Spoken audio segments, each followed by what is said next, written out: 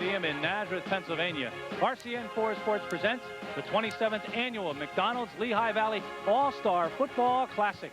Hello, everybody. I'm Gary Laubach, along with Scott Barr, and Mike Kromeyer is joining us this evening. He'll be on the sidelines to do some sideline interviews, but we've already put him to work. He's got the umbrella over our heads, keeping us dry. It is obviously a rainy night so far. We hope that this rain will stop. It has stopped for a while. It has returned again. It is drizzling. I don't think, Scott Barr, will have much of an effect on the game as long as it doesn't rain too hard. Yeah, the weather stations are saying a lot of rain earlier tonight. That has come and gone. We're getting a little bit of drizzle. The field looks in great condition. We're looking at the players warming up. No one's slipping around too much. Weather is not a factor. The real reason for the football game, of course, is charity. Ronald McDonald Houses. They have raised over $200,000 in the last 10 years in this ball game. Michael, you're going to be on the sidelines. It is a game laden with stars. Hopefully you'll be able to talk to some of them. Definitely. I'm looking forward to seeing James Mungro, one of the top athletes in the state of Pennsylvania history, so he's a guy I'm really looking forward to interviewing. It really is a showcase this evening for high school talent. 10 All-Staters are involved in tonight's football game. Let's take a look at the All-Staters for the East Penn Conference Independent football team. Only 3 on that sideline, Scott Barr. Vince Azalina, a huge kid at 6'5", 280, going to Wake Forest. Josh Conti and Brian Gregoric. Just absolute fabulous talent. Yeah, and Rich and his ex-team up and down the lineup, they're going to enjoy a size advantage. It seems that that's the case year after year after year. The bigger schools get the bigger athletes. They will have the size advantage tonight, and they do have the star laden. They don't have all the All-Staters that the other side does. They've got a bunch of talent. Of course, very often, as Mike Kromeyer knows in baseball, a lot of the success of any team centers around the pitching staff, Mike being a pitcher for the Ambassadors. Tonight, I think some of the success will center around the quarterbacks. We've got 2 outstanding quarterbacks going at it tonight for the East Penn Conference team, the Independents. That's Rocky Butler of Diriff, and, of course, Jeff Haberl of Freedom. They'll be a real key. No doubt about it. As you say, like in baseball, the quarterback is the pitcher. He's the guy that makes things happen, and Butler's going to make it happen for the East Penn Conference. And they're going to run 3 different quarterbacks for the Mountain Valley Conference. So it's going to be interesting to see how that develops and who's going to be able to move the ball most effectively. And the newspapers have not been kind to the Mountain Valley Conference Colonial League team because, Scott Barr, as you know, all you need is one sentence to get the other team, the opponents, sky high. This team is laden with 7 All-Staters led by James Mungro. That has been the talk of the game, and I'm sure the East Penn Conference is just about ready to pound them a little bit. Well, and last time East Penn Conference faced James Mungro, it was Diriff against East Stroudsburg in the district semifinal round. They absolutely froze James Mungro. He gained less than 100 yards. Tosh Riddick was the star of the game, a junior halfback. He's not even here tonight. So I think the quarterback, Rocky Butler, will tell this team, we can stop this guy. We can win this ball game. You still have to consider that team to be the underdogs, the Mountain Valley Conference team, definite underdogs in this game. They don't just have Mungro. Chris Smith, also an All-Stater, over 2,000 yards rushing this year. They have Mike Patrick, and Maz is a huge kid at 6'4", 285. They are laden with talent. They've got some outstanding receivers, but their key will be, can their quarterbacks get the ball to those receivers? They have to pass the ball 20 times. Yeah, special rules in place for this game. You have to put the ball in the air 20 times, and you got to figure they'll mix in a lot of screens and shovel passes to Mungro, but you got to figure they've got to go down the field a little bit to open things up for Smith and Mungro. Smith, you mentioned, an All-Stater, 2,000 yards, but comes into the game 5'9", 170. Another one of those little guys that's going to be facing a big, big East Penn Conference independent team. All week long, what the talk really has been the defense of the East Penn Conference. They have just been outstanding, and in fact, their own teammates have been virtually unable to move the football against them at all. So we'll see if that defense comes to the forefront tonight. It's always a fascinating football game, an interesting one. We certainly hope the rain doesn't keep the crowd away. Of course, you'll be dry at home. Sit back and relax. Our kickoff of the All-Star Classic right after this timeout.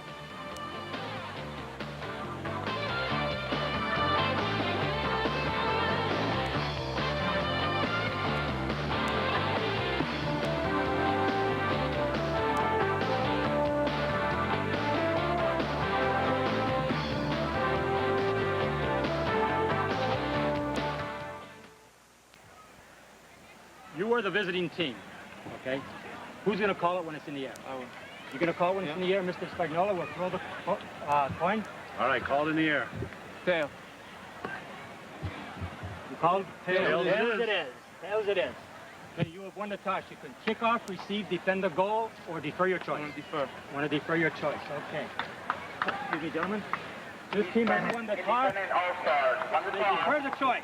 Okay, gentlemen, who's going to speak? You want the ball. You want to receive. Which goal do you want to kick from? You want to defend that goal? No, I want to kick that one. You want to kick this way? Okay, Away defend from the that goal. scoreboard.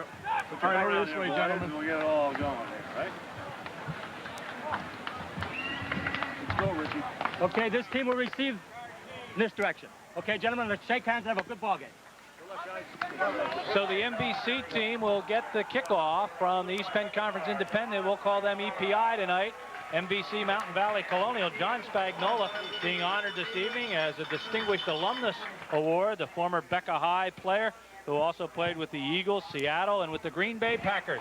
There's the guys in black and white tonight. John Drozdak, Mike Everwine will be the umpire, Chuck Van Nortwick the headlinesman, Joe DiOrio the back judge, Tommy Little will be the line judge, and the field judge is Pete Konak. And now Jennifer Bebalacqua will sing our national anthem.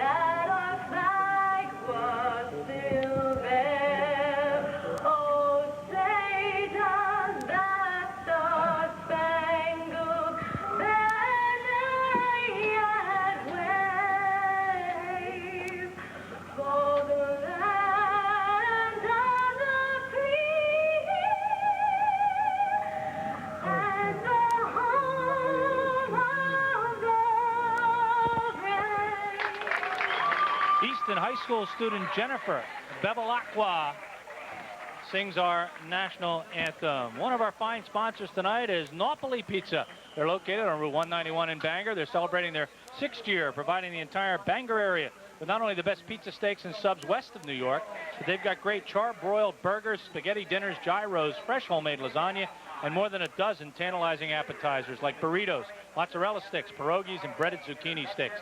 Best of all, you can just sit back, enjoy your favorite TV show, and have Napoli Pizza deliver your order piping hot right to your door. Napoli Pizza open 7 days a week till 11 on Friday and Saturday, 8 on Sundays, and 9 the rest of the week. Call 588-1455. Takeout deliveries made throughout the Slate Belt area. Napoli Pizza. Mike Kronmeyer down on the sideline. His first report. Here he is. Well, thanks, Gary. The big news from Colonial Mountain Valley coach is that James Mungro will play. It was a question mark all week whether he would play or not, but he assured me that he would play. Speaking to Coach Sniznak of the East Penn Conference, he says that this battle will be won at the line of scrimmage, so that's the question mark. But the good news is that the skies have cleared and everything looks good, and we're ready to play football. Thank you, Michael. Michael, of course, is pitchers for the Ambassadors, a communications major from North Carolina State. And we're happy to have him on the sidelines. Andy Rzuski of Liberty to kick the ball off. It's a low line drive, and Mr. Mungro as it goes over his head, and the ball will come out to the 20-yard line. And Scott Barr, probably the nicest day of football these two teams have had in 2 weeks. In 2 weeks. This is one of the nicer ones they would have played in all of last fall. It really has been real nice. I was at the Ambassadors game. Speaking of the Ambassadors, last night, absolutely a stifling night. I was thinking about tonight, last night. Those thunderstorms came through, cleared things out. It's a great night for football. Mike Gondilla from Penargil will start at quarterback, 1,309 yards passing this year. Behind him, we see Chris Smith, number 10. And also back there, I believe, is Justin Holmes of Wilson. We'll check that out, however. We didn't expect him to start in that backfield. But it's on Dilla at quarterback. In motion is Andrews. Back to pass on Dilla. He's getting rushed. He gets away from the pressure and comes up front. The ball is fumbled. Fallen upon by the East Penn Independent squad. And we have our first turnover of the football game, and EPI. With Jason Ginder falling on the football, EPI is going to get the ball in great field position right inside the 20 at the 19-yard line. Jason Ginder fell on the fumble, but he was just tailing the play. You'll see Undilla was in trouble right from the get-go, just had no time whatsoever, gets taken down from behind. We did not get a number on the guy that made the tackle and caused the fumble. Ginder all over it. Ball just inside the 20, 1st and 10. Rocky Butler at quarterback from Durham. He's headed to Hofstra University, 6'1", 180 pounds. We see Toye Berry in the backfield. Berry's going to get the football. He's getting chased. Oh, good pursuit. Coming up to make the hit is Brian Schultz of East Stroudsburg, 6'2", 240-pound linebacker. He's headed for East Stroudsburg University. Toye Berry gets maybe a half a yard. We'll give him a yard on the play. Of course, anytime you have an all-star game, it's tough to get any teamwork going, and these East Penn Conference EPI team needs to get their blocking assignments straight if they're going to stop Brian Schultz. So the ball's on the 19-yard line. We'll call it 2nd and 9. Tom Williams in the backfield with Berry, and now Williams is the lone setback from Central Catholic, headed to Lafayette University. Back to throw. Butler, he fires to Berry. Berry tries to get around one guy and cannot do it. Good defensive play. Coming up to make the hit is Jeff Semelli. Semelli of Pocono Mountain headed to King's University. The ball will be put down at the 15-yard line. A gain of 4 yards, and it's going to bring up a 3rd and 5. Berry to the right, Berry to the left. One a rush, one a pass. Still not a whole lot of yardage. Good pursuit by the MVC team. Big defensive sequence right here for the MVC ball club, as the big turnover here early certainly could get the EPI team healthy very, very quickly. So a big 3rd down play early. Berry is in the slot. Out wide to the left side is Clint Dotson. Williams remains as the lone setback. Rocky Butler is back to throw. He's going to roll to his right side. Butler looking into the end zone. He fires, almost intercepted, and now it is caught. Touchdown, Toye Berry. That pass intended for Clint Dotson, who was wide open. Dotson couldn't get a handle on it. Berry picking up the garbage afterward, just stole it from a defender. Touchdown, Toye Berry. Rocky Butler to Toye Berry, 15-yard touchdown with a little bit of luck involved at the 10-19 mark. I think if you would have taken that play a split second earlier, the MVC would have said, yeah, the luck was on their side. Toye Berry just stole that ball. Clint Dotson was wide open. Rzuski with a strong foot puts it up and through the goal post. 10-19 to go in the first period. And just like that, the EPI team is up by a 7-0 score. Stay with us. We'll be right back. Prized estimates. Daycoos is an insurance direct repair shop and will work with any insurance estimate. Daycoos Auto Body has DuPont certified paint refinishers, a computerized paint mixing system, and a lifetime paint warranty. Frame and suspension repairs are done on all model cars with certified technicians. Daycoos Auto Body Shop is a member of the Lehigh Valley Collision Repair Association. Scott, the one thing you don't want in this ball game is that turnover that gives an easy touchdown. And that's exactly what happened to the MVI squad, and they're going to need a gut check here early. Yeah, and especially when you're the underdog. You want to jump out early and not jump back early, and that's exactly what they did. Mike Cromeyer's initial report was that James Mungro would play. He's been in on 2 special teams and has retreated to the sidelines both times.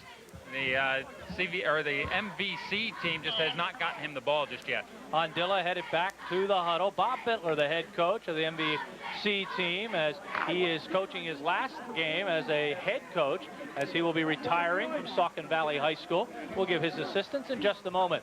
So 1st and 10, the second offensive play of the night for the MVC team. Ondilla is going to quickly pitch it back to Smith. Smith's going to look for some running room. He does get the corner, and he cuts it up inside. Smith will get the ball out to about the 23-yard line. He'll pick up about 3 yards on the play before Andy Grace is there to come up to make the hit. Good pursuit by Grace as he trailed that play all the way across the field before he finally caught up with it. Stretched it out wide. Looked like that play should have gone for a lot more than just the 3 yards. Chris Smith, 2,287 yards this year. A new Southern Lehigh rushing record. Chris Smith, who is not a big kid by any stretch of the imagination, 5'9", 175 pounds. Smith still undecided about his college future. He has given his team a 2nd and 7 from the 23. Didn't just set the record, broke the old one by about 930 yards. That's not bad. Ondilla gives the ball to Smith again. Smith trying the left side, or the right side, and he gets the ball out over the 25 to the 26. Doug Joseph comes up Dougie Joseph, Scott, the smallest kid in uniform for both these teams. I'll tell you what, he's playing on special teams, did an outstanding job for Rich Snitzak. He is one of 9 Parkland Trojans out there, and certainly deserving, as Parkland put out an absolutely phenomenal team last fall. Ball on, as you get a look at Bob Bittler, there he is with the sunglasses on. His assistants, Andy Baranek, Dick Bowman, Chris Gerhardt, Jeff Nahr, and Dave Parsons. Out wide to the right side is Joe Cochran of Salisbury, as it is a 3rd and long, 3rd and 4 for the MVI team. MVC team, as the handoff goes on a draw play, and a great call. Billy Pretz goes up the middle and gets the ball out to about the 40-yard line. Pretz is going to pick up 14 yards and a first down. Fell down without contact, not a result of a wet field. He was trying to cut back, and I think just tripped over either a blocker or his own foot. But I think the EPI team, knowing the rules in this game, that you have to throw 20 times, figured, hey, that's the time you're going to throw it. Great call. How big was that call? Instead of punting the football, you keep possession. 1st and 10 on the 40. A little half roll this time as Andilla looking, fires the ball and completes it to Matty Andrews. And Matt gets the ball up to the 44-yard line in East Penn Conference territory as Steve Dog Manis of Whitehall is there to make the tackle, but not before a pickup of 16 yards and a first down. Really a well-executed play. You wouldn't expect that again in the all-star format that we're playing in here tonight. Wide open receiver. Scott, if you're going to throw, what better down the throw and then first down when, of course, the linemen are probably holding back just a little bit, expecting the run. So the MVC team on the move as they have the ball in the EPI territory. Cochran again out wide to the right side. The lone setback is Smith. Or is it Mungro? It's Mungro. James going to get the ball for the first time. Trying to cut back. Shakes off a couple of tacklers. He's got some running room. He leaps over a tackler. And Mungro gets the ball down inside the 40. Down to about the 39-yard line as Mungro will pick up 5. And to say he earned that himself would be an understatement. Yeah, if you start counting where he should have been tackled, he gained 10. He was 5 yards behind the line of scrimmage, changed his field. We saw James Mungro put on the absolute best display I've ever seen by a high school athlete 2 years ago in a district final, when he gained about 4 miles in that district final.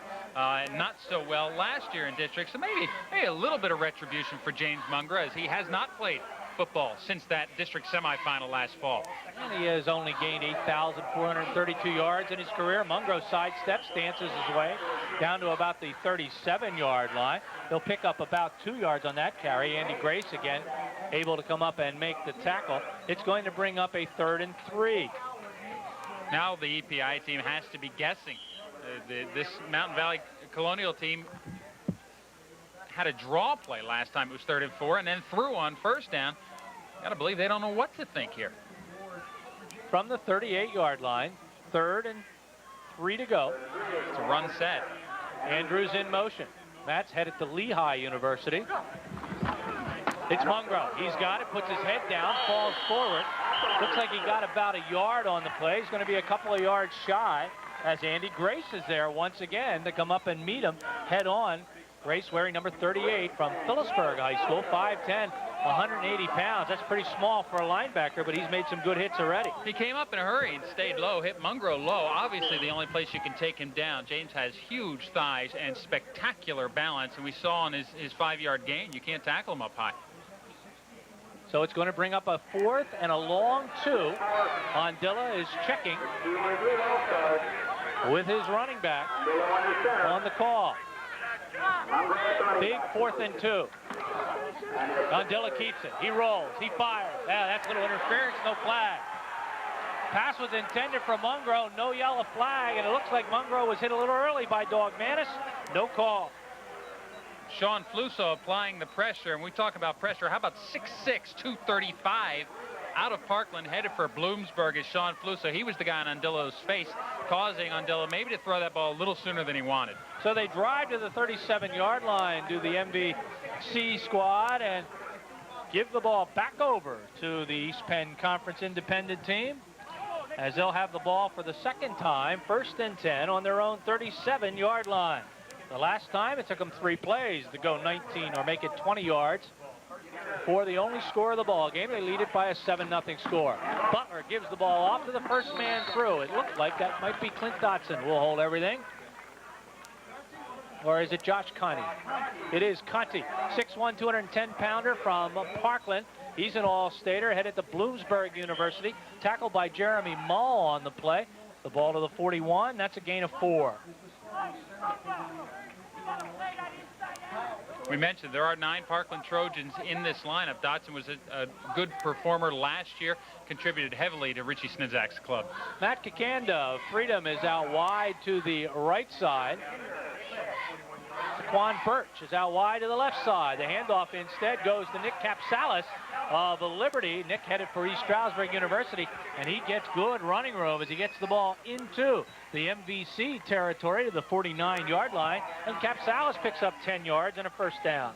Tackled on the play by Tom Camano out of Northwestern. Two-way performer for Northwestern, as a lot of the guys on the MVC side of the ball are going to be mostly for the smaller schools, so having to play both ways. Also another all-stater is Camano, 5'10", 190 pounds, and he's undecided about his college choice. First and 10 from the 49-yard line. Handoff goes to the deep back. That's Capsalis again. He gets good running room before Frank Starner comes up to tackle him, but not before he picks up another first down as the ball all the way down to the 37-yard line, a gain of 12 yards. So Capsalis with 22 yards rushing in the last 2 plays. Not even sure. Football's Nick's favorite sport. He's a tremendous multi-sport performer. We've seen him on the wrestling mats. And, boy, just a good all-around athlete. He's making some ground.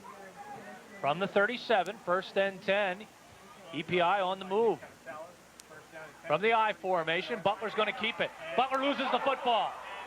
Somebody reached out an arm. I think it was Pete Buckley of Central that reached out, but he doesn't come up with it. It's going to be MVC who has it, and that's going to be Nathan Pry of Stroudsburg. 6'4", 190-pounder, comes up with the first turnover of the game by the EPI squad. Pete Buckley was there, the center for the EPI team, couldn't pull it in. So first and 10 for the MVC squad. They have the ball on their own 41-yard line. 41. CMB, 2 receivers lined up to the near side. Mike Patrick. Long setback. They got 3 receivers. Back to throw, and they get it out quickly to Smith. Looked like it might have been a lateral. Smith tried to cut it up inside. Oh, my. Did he get separated from the football as Angelo Blagoris came up to make a stick after Ginder had him on the bottom. I don't know whether we're going to get another look at this one, but what a hit by, I believe, Blagoris. Looks like that ball just didn't get there in time. Great hit. We are going to get another look at it. Also check to see if it's a lateral. It is a lateral. That's not Blagoris either. That is Jermaine Williams, 6'3", 220-pounder from Easton, headed to Lafayette. A loss of 2 on the play.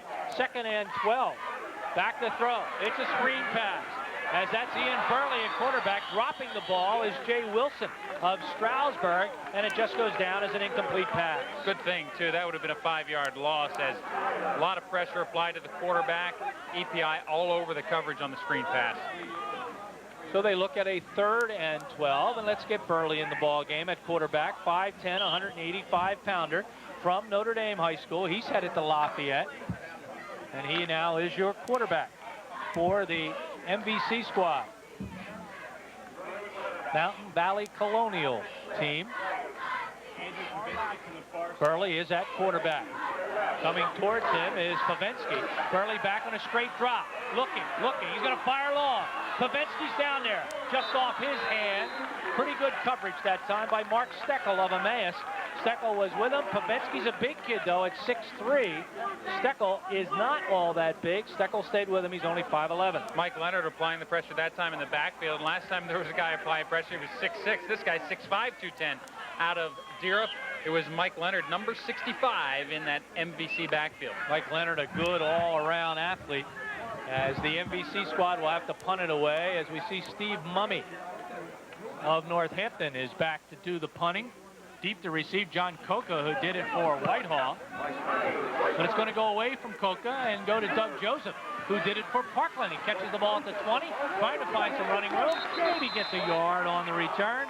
A 41-yard punt, a 1-yard return. Billy Krebs comes down to make Check that. That's not Billy Krebs that made that tackle. On the 21-yard line, 1st and 10. You see what a scat back Doug Joseph can be. He's been on special teams here and getting a lot of playing time early on with the special teams, but quick. Just over the 20-yard line, 1st and 10. Jeff Haverhill is in for the EPI squad at quarterback. Haverhill, of course, from Freedom High School, gives the ball to Barry. Toye Barry twists and turns and rolls his way up to about the 24-yard line. Down at the bottom of that pile is Brian Schultz, number 66. Schultz from East Stroudsburg, 6'2", 240 pounds. Gain of 4, 2nd and 6. Tee it up out there. Hang tough, Jeff. Hang tough, Jeff. Ball just shy of the 25. In motion is Billy Krebs, number 82. Rolling, Haverhill, looking, firing. Drops the ball out. Good quick coverage as Krebs comes up with a football. But coming up to stick him very quickly is Mike Lilly, number 33, from Northern Lehigh, headed to East Stroudsburg University. So the complete pass gets the ball to the 27-yard line, and a gain of only a couple on the play, and it's going to bring up 3rd and a long 3 or a short 4. You can imagine the offenses seem to be a little bit out of sync with blocking assignments, a little bit screwed up, but with limited practice and guys from all over the Lehigh Valley and beyond, that's going to be the problem here tonight.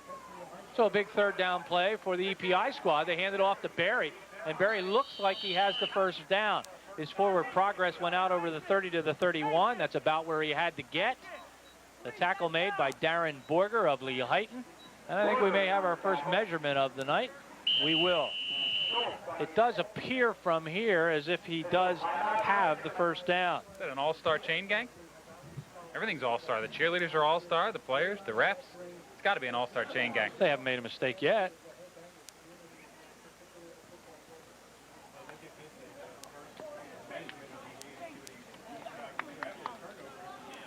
And it's going to be 1st down, number 4 for the EPI squad. It's obviously been a long time since the last football game. October, you look at that one, and that's good. You just go. Yeah. I looked at it from here this time, and it was good. 1st and 10 from the 31-yard line. The only score of the ball game came after a fumble on the first play by the MVC team. East Penn Conference took it in 3 plays. Butler to Toye Barry on a 15-yard pass play. Tom Williams in the backfield, back to throw Haverhill. It's a straight drop back. He fires, and it's intended for Krebs. Coverage supplied on the play by Darren Borger, along with number 66, Brian Schultz. And that's the first incomplete pass by the East Penn Conference Independent squad. You would think the EPI squad would like the 20 pass rule in effect. They do have probably the advantage at quarterback, but they also have an incredible running game. That you get the impression of Richie Snizak, knowing how he coaches, would much rather just grind it out. And he loves to throw that pass underneath the coverage. I mean, that's been his specialty for years. Dotson out wide to the left side. Krebs is out wide to the right side. And it's going to go to Barry. Barry's going to try to go around the right side. And boy, I'll tell you, the blocking got demolished in there, and a good hit. As coming up to make that tackle was Mike Lilly. Mike Lilly has been a hitter in this ball game already from Northern Lehigh. Gain of a yard. 3rd and 9. Toye Barry's gotten a lot of action, but the MVC squad definitely has his number as they've kept him under wraps. His number is 7. He's 6 foot, 190 pounds, from Easton High School. He's gone to Bloomsburg University. He is what everybody says, a real good athlete. He could probably play just about any skill position on the football field. And he has played quarterback, running back, and wide receiver. Barry's in motion. Haverhill looking at a 3rd and 9. He's going to roll to his left. He's going to look. He's going to fire the ball, intended for Krebs. The ball a little bit too high. His coverage by Jeff Simelli. And the EPI squad will have to punt it away. A lot of time back there for the quarterback. Haverhill, and at Freedom, of course, he completed an awful lot of those passes. Good coverage. First punt of the ball game by the EPI squad. Going back to receive the punt is Simelli, number 12, and Matt Andrews. As Andy Rzuski will punt it away. He's their kick specialist, is Rzuski. They've got the return on. It's a beautiful spiral that will come down to the 25-yard line. Andrews will collect it there. And Andrews will get about 8 yards on the return. That punt covered 43 yards. Steve Dogmanis in on the tackle. 1st and 10 for the MVC team as they have the football at their own 33-yard line. We're calling them MVC. Their jerseys say CMV. All right, it doesn't matter to me.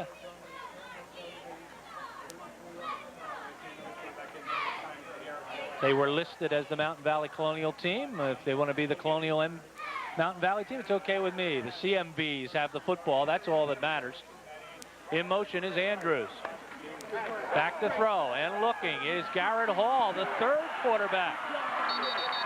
He's from Saucon Valley as Sean Dyer comes in to make the hit along with John Search.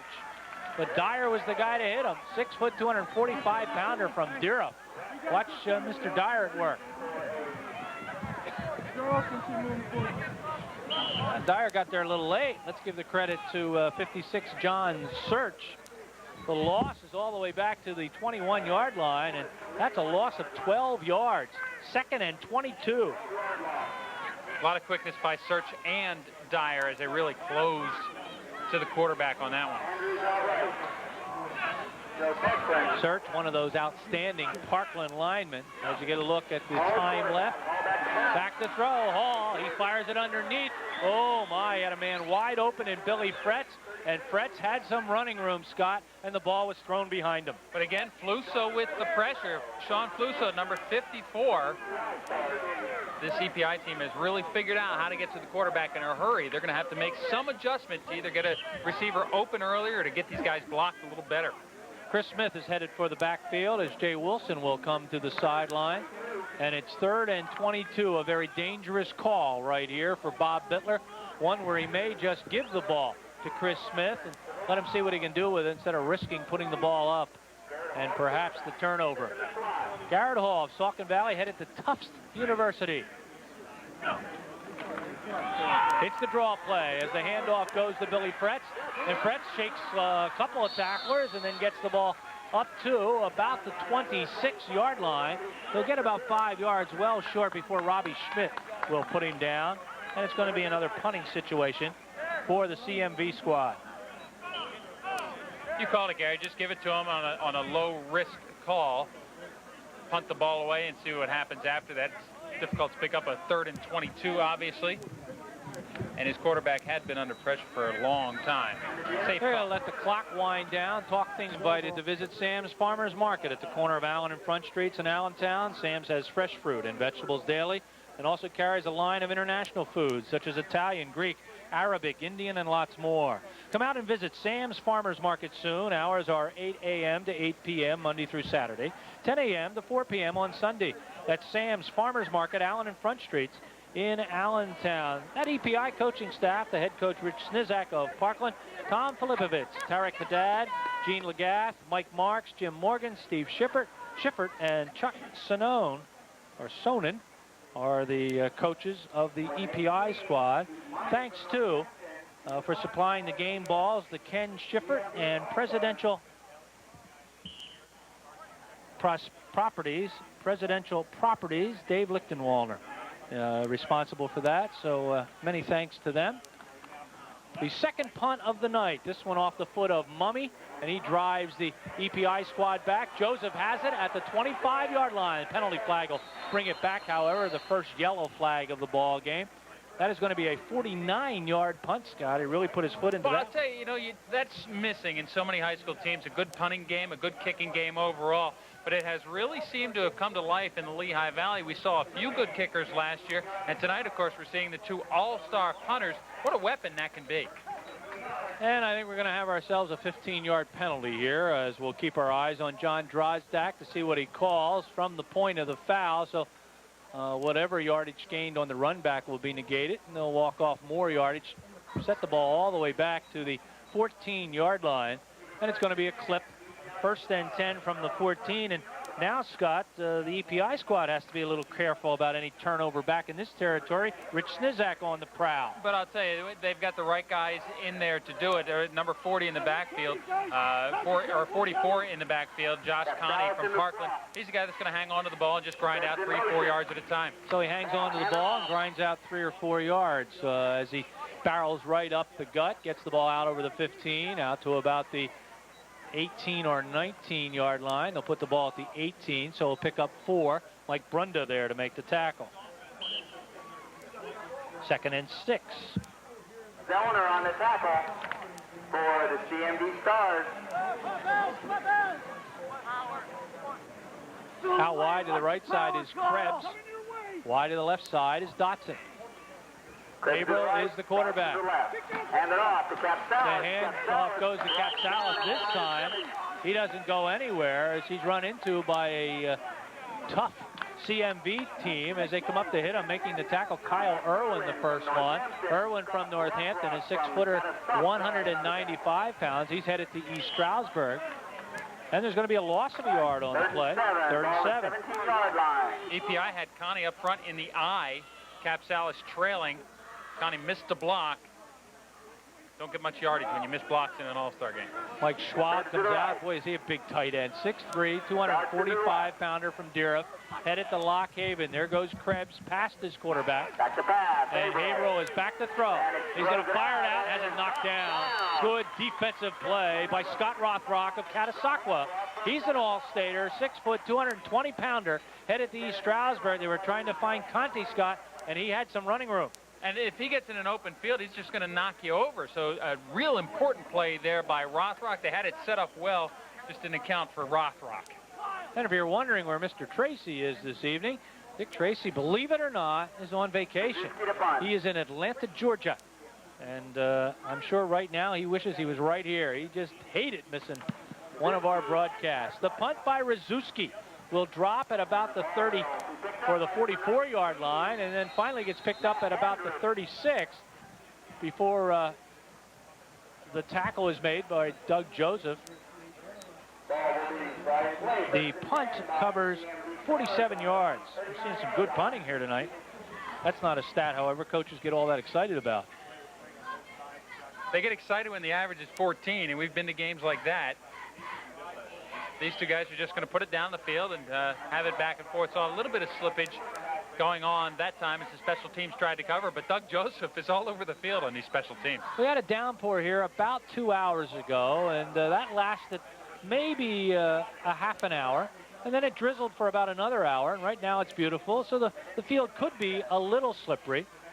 Pavensky goes in motion. A little inside handoff will go nowhere. They tried to open things up on a trap play for Chris Smith. That didn't work. As coming up to make the tackle was Jason Ginder of Whitehall, 5'11", 205-pounder from his linebacker position. And there's going to be a loss of a yard on the play. In fact, call it a loss of 2. John Search was in there to muck things up a little bit in the backfield on the crossbuck handoff. Ginder, of course, is the one that recovered that early big fumble for EPI. We have not seen James Mungro much at all. He's carried the ball a couple of times, in fact 3 times in the ball game, but he has not been in there very much. Back to throw is Andilla. Andilla has his man open, a little slant pattern, and well executed. Mike Patrick was one of the finest receivers in the area, 6'1", 196-pounder from East Stroudsburg. He too was all-state as he caught 790 yards worth of passes this year, 13 touchdowns. He got an interception for a touchdown, a punt return for a touchdown, and a kickoff return. Yeah, he the reason the Mountaineers, the Cavaliers, were not a one-dimensional offense this year. He provided that receiving yardage. Hand off to Billy Fretz. Fretz isn't going to get very much at all, maybe a yard on the play, as he's tackled by Kevin Petrie, another one of Parkland's many players in this ball game. Has the ball down to the 46-yard line. That pass play, by the way, covered 15 yards for the first down. It's going to bring up a 2nd and 9. The ball on the 46. In EPI territory. Mungro's deep in the eye.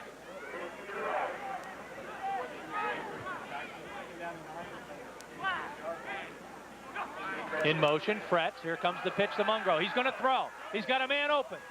Pavensky has the football. Pavensky catches it down at the 19-yard line. A 27-yard pass play. James Mungro to Andy Pavensky. Pavensky 6'3" over Joseph 5'8". Used that size to his advantage. Joseph on the coverage, as he has been on the past couple of pass plays. Pavensky over Joseph, no match there. You know when Mungro touches it, Scott, the entire defense is going to head towards him. He sucked them all up, and Pavensky makes the catch. 1st and 10 from the 19. On Dilla, he gets away from trouble. He's firing into the end zone. Pavensky was his intended receiver. Coverage by Scott Farkas of Becca High. It goes incomplete. Jim Brown of Liberty hustling in to put a little bit of pressure on the quarterback, a 6'4" guy. So, boy, they just throw the 6'2" plus guys at you, this EPI team. Might be a good time to call that draw play again. This time you see Mr. Mungro in there. Billy Fretz is in the backfield. Ondilla has looked pretty good at quarterback so far.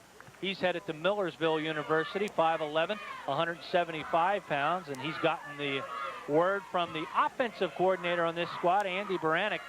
Andy, of course, was the head coach at Salisbury last year. Coming out wide to the left side is Mike Patrick, a dangerous receiver. Let's see if they run the slant to Patrick from the left side. Joseph is covering him. Mungo re-situates himself into the eye. Pavensky in motion. Ondilla gives the ball to Mungro. Mungro puts his head down, falls forward for a couple of yards. Tackled on the play by Sean Fluso. As Mungro gets it down to the 17, make it the 18-yard line, so a gain of only a yard, and it's going to bring up a 3rd and 9.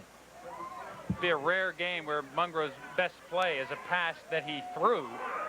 So far, that's been the case for James Mungro. Got us excited on a 5-yard gain that looked like a 5-yard loss for a time, but really has been stymied by the EPI defense. Clock winding down, 7:43 to go in the first half. 7-0, the EPI squad on top. But the CMV team trying to even things up as they have driven down to the 18. Ondilla back, looking, trying to cut up inside, and he's going to get tackled by Kevin Petrie of Parkland. Petrie, a big kid, 6'2", 220 defensive end. He's going to Bloomsburg University, and we may see our first field goal attempt of the game, as there's going to be a loss of 2 on the play. Mummy has the tee. They're going to try a field goal. It's going to be a long one.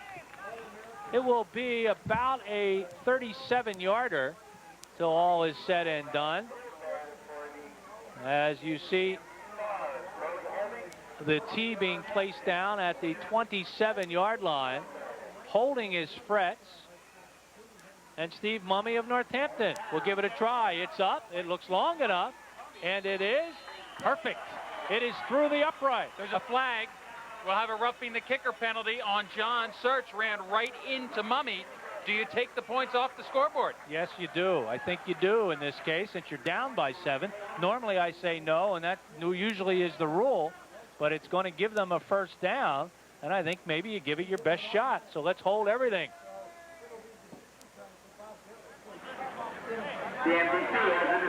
John Search busted through. I thought he had a piece of the football. If he did, it didn't matter, but it did run into the kicker. And this is a tough decision. Let's see what John Drozdak says they're going to do. They're going to keep the football. I think so, too. I think they're going to take the penalty and try to get themselves a touchdown. The walk-off will take the ball down to the just inside the 10-yard line. So a 15-yard penalty, the second of the game against the EPI squad. 1st and 10.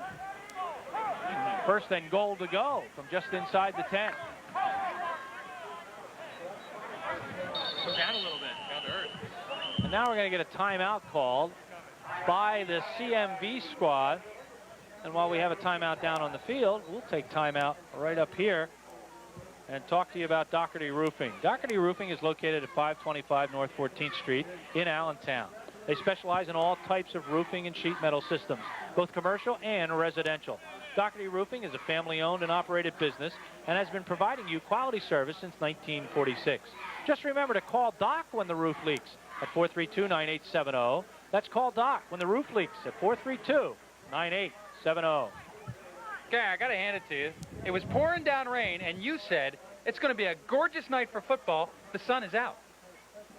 Well, being around the sport as long as we have, we understand how those clouds move. Hey, Northampton Gallery Pianos is a wholesale piano outlet located at 5921 Colony Drive in Bethlehem. Over 100 consoles, spinets, grands, studios, and uprights are available at the largest piano outlet in the Lehigh Valley. No payment, no interest until October of '97. Located only 2 miles north of Route 22 off Airport Road, behind the Lehigh Lumber Company. Call Northampton Gallery for your next piano at 820-3779. You get a look at one of the all-star cheerleaders here tonight, as each and every one of them also selected to be a part of this football classic. Bobby Bittler out there imploring his offense to get him a touchdown, try to tie this ball game up. They're on their 8th play of this drive, and it's 1st and goal to go. The sunset is magnificent right now. I think I'd follow Jason Lambert through the line. 305-pounder out of Catasauqua, left tackle. Not the biggest guy on the rosters, however. We'll get to that in a moment. There's the shovel pass, which does not work, as Petrie is there to make the tackle. The pass went to Jay Wilson. Wilson had nowhere to go. Petrie having a good quarter. He's got 3 tackles, one of them a sack, just in the second quarter. Gary, you said it, Parkland's got a lot of representatives. They're all contributing.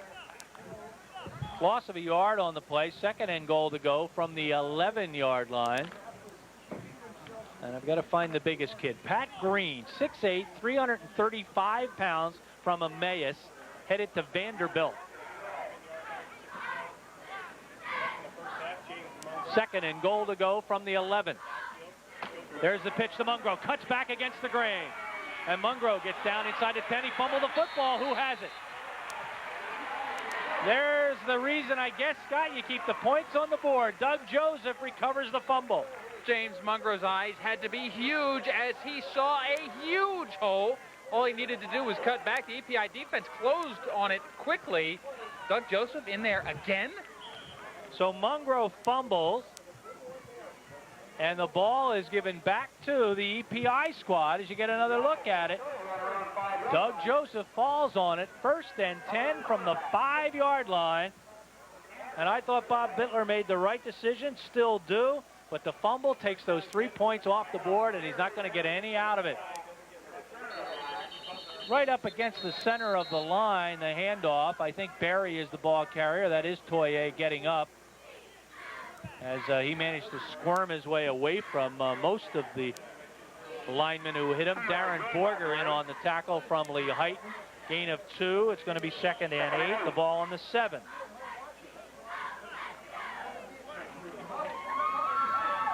You see the numbers. The EPI squad, 7. The CMV squad, nothing. Although it's been a pretty good offensive football game. The teams have moved up and down the field. They haven't been able to get in the end zone. 2nd and 8. Back to throw Butler. Butler lobs one out here. That is thrown ahead of, and too far ahead of, number 22, Tom Williams. So Williams will head back to the huddle. Williams, of course, from Central Catholic High School. Justin Holmes would have been there to make the tackle. He's from Wilson, 5'11 and a half, 160 defensive back. Wilson's lone representative here, headed up to Wilkes College. The Pocono and beyond schools attracting a lot of this talent. It looks like East Stroudsburg may have gotten most of both lineups. See, they're listed here as the college of choice about 10 or 12 times. Bloomsburg, I think, if we were to count them all up, has more than anybody. Butler back to throw. He's standing in his end zone. Look at the time he has. Rocky Butler with all kinds of time. That finally is over for him, the walk in the park, as Greg Murphy of Nazareth comes up to nail him at about the 13-yard line. So he's going to pick up about 6 yards, but the EPI squad will have to punt it away. One thing that impressed me about Rocky Butler in the district semifinal game against East Stroudsburg was his willingness to look down the field, even though it looks like there's some running room. He obviously can run. He's obviously a terrific athlete, but he really prefers to pass the ball downfield before breaking out on that run. Semelli and Andrews are back. Andrews calls for a fair catch right at midfield. So it'll be a 36-yard punt with no return. And the CMV squad will get the football with 4:26 on the clock, just inside EPI territory. Good look at the crowd here as they're shielding their eyes from that sun. It's going to be setting behind one of the Nazareth hillsides here in just a couple of minutes. And that's why. Tough glare.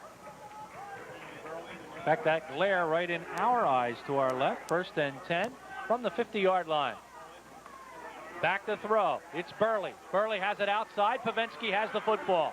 Pavensky will get tackled by Dog Manis, but not before he picks up about 5, maybe 6 yards on the play. Andy Pavensky coming up big, Scott.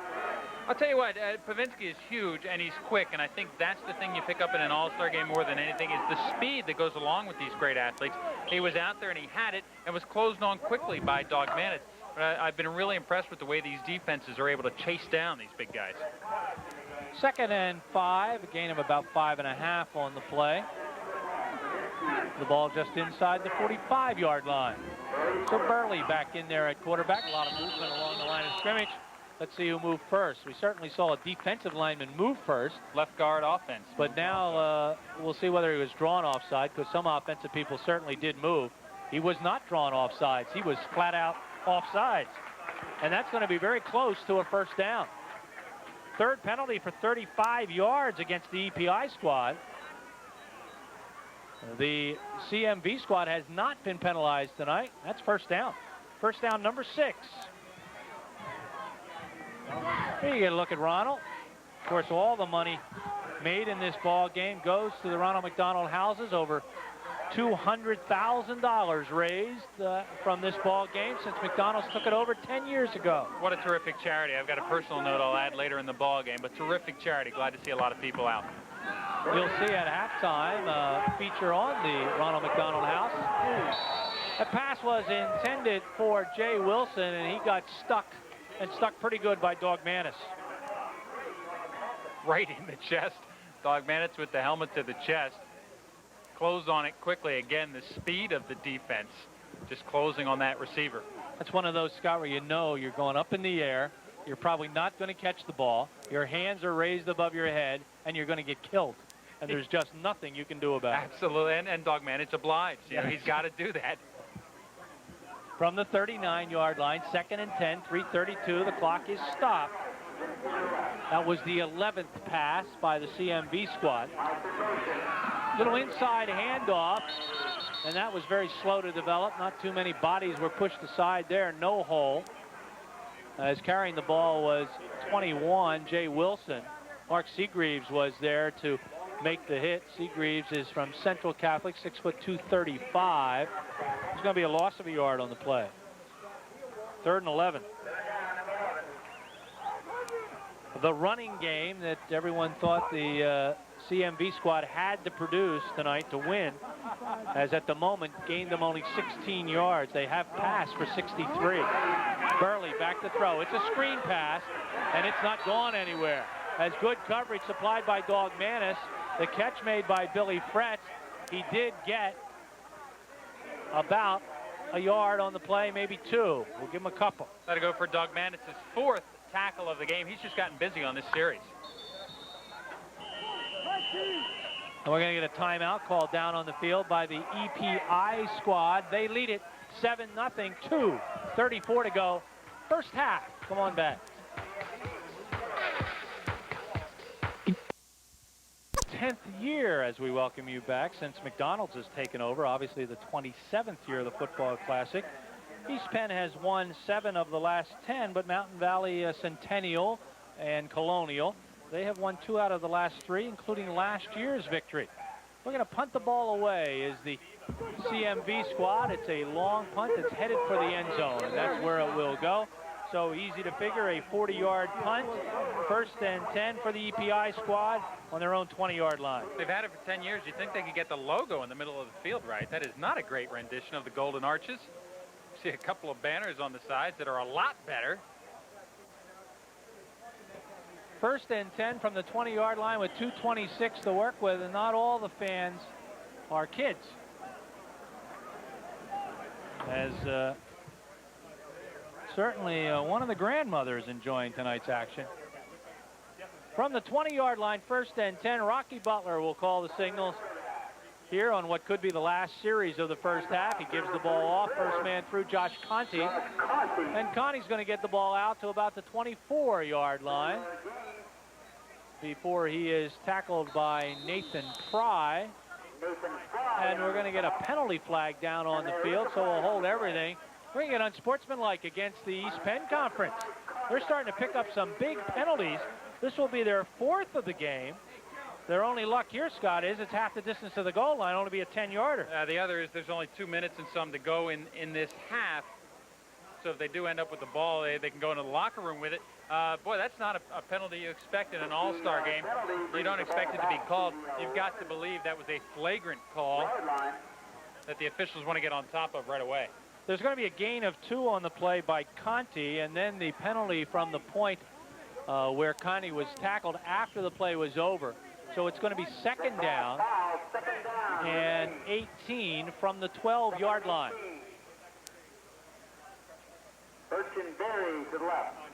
Butler, a 2-step drop, fires the ball out. I think that's Berry. Toye Berry has it.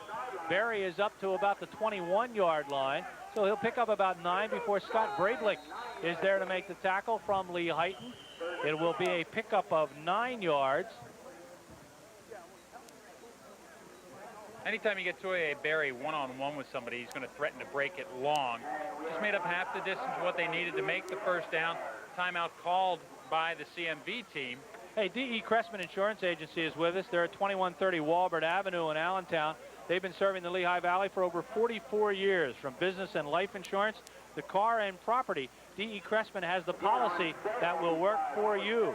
You're more than a customer when you decide to use their services. You become a member of a growing family. D.E. Cressman Insurance Agency. Call them at 433-1568. Maybe you're looking for a quality used car. We'll stop into Mike Davis Auto Sales at Schott Avenue and Mickley Road in Whitehall, where you'll be guaranteed an honest and fair price. Mike Davis has everything from compacts to minivans, and most carry warranties.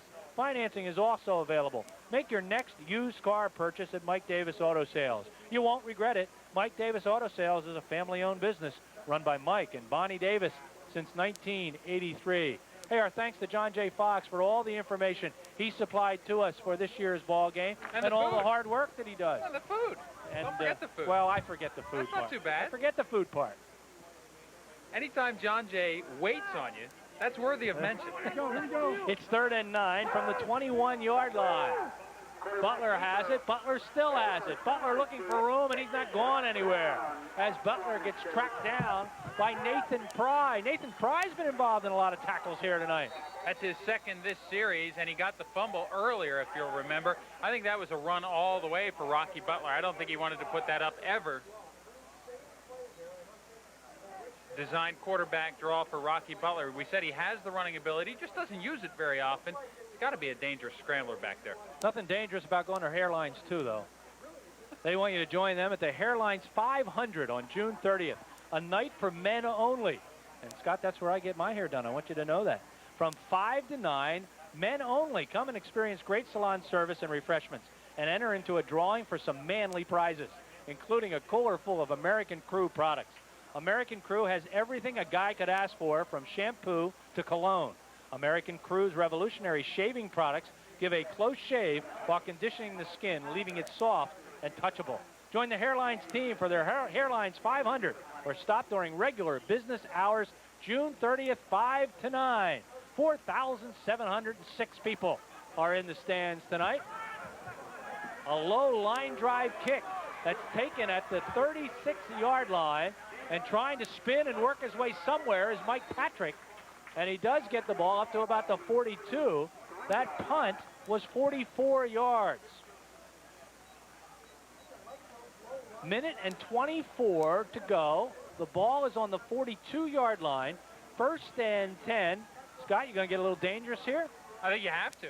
You're down by 7. You've had points on the board. You've tried to get it in the end zone. I think you got to throw the ball. And you got Mike Patrick out there, an all-state performer.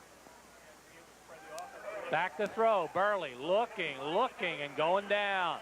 as he's going to get sacked on the play by number 65, I believe that is, Mike Leonard. The 6'5", 210-pounder from Deeriff headed to Kutztown. A loss back to the 32, a loss of 10. Of course, when you do get in a situation like this, the defense pins its ears back. They know it's coming. I still think it's the right way to go. 1 minute to go exactly on the clock. Back to throw, Burley, looking. He's firing. It's deep. That ball intended for Joe Cochran. Coverage on the play by Scott Farkas.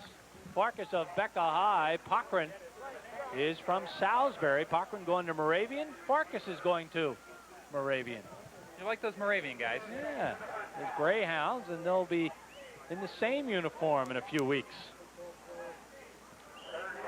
If you're worried about the passing numbers, this one's hard to believe. Coming in, I thought for sure that the East Penn squad would do a lot of passing. They've passed 8 times in the game.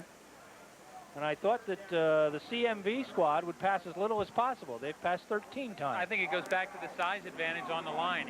You're a big East Penn guy, you're going to block. And if you're a little CMV guy, you're going to try and throw over that. Look at big C.J. Kinsko in motion from Pocono Mountain.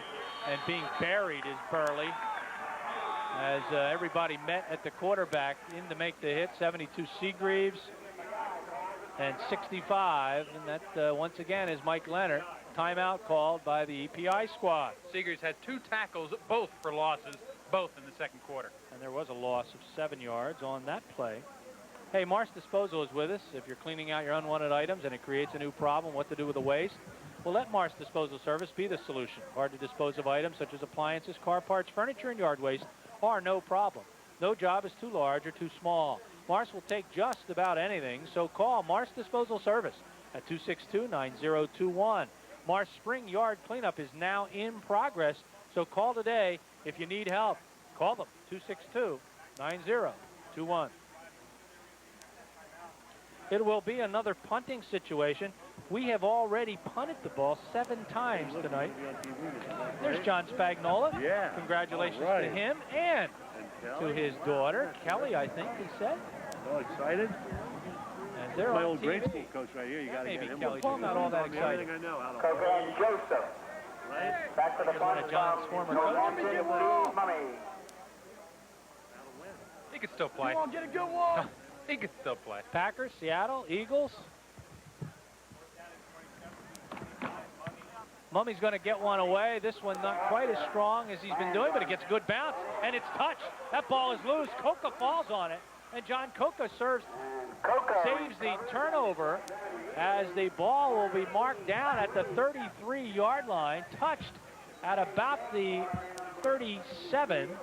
So it is a 38-yard punt, and Coca saves the turnover. Coca really did. He showed a lot of quickness and great hands. That ball was jumping all over the place. Coca grabbed it, basically fell on it. Most importantly, got the possession. Not a bad kid, John Coca. He's only headed for the U.S. Naval Academy.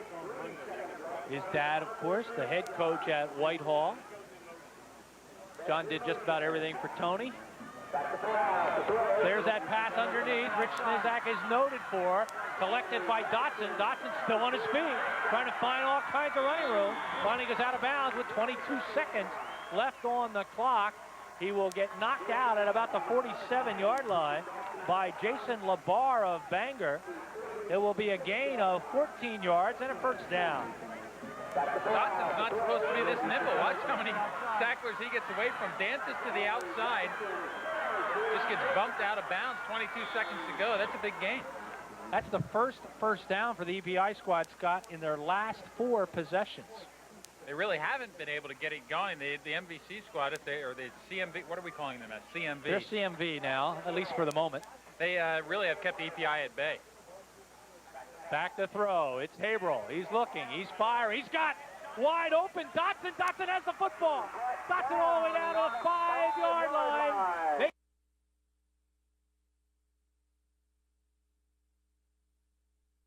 1983. Hey, our thanks to John J. Fox for all the information he supplied to us for this year's ball game and all the hard work that he does. Yeah, the food. And, don't forget the food. Well, I forget the food That's part. not too bad. I forget the food part. Anytime John Jay waits on you, that's worthy of mention. It's 3rd and 9 from the 21-yard line. Butler has it. Butler still has it. Butler looking for room, and he's not going anywhere. As Butler gets tracked down by Nathan Pry. Nathan Pry's been involved in a lot of tackles here tonight. That's his second this series, and he got the fumble earlier, if you'll remember. I think that was a run all the way for Rocky Butler. I don't think he wanted to put that up ever. Designed quarterback draw for Rocky Butler. We said he has the running ability, he just doesn't use it very often. It's got to be a dangerous scrambler back there. Nothing dangerous about going to Hairlines, too, though. They want you to join them at the Hairlines 500 on June 30th, a night for men only.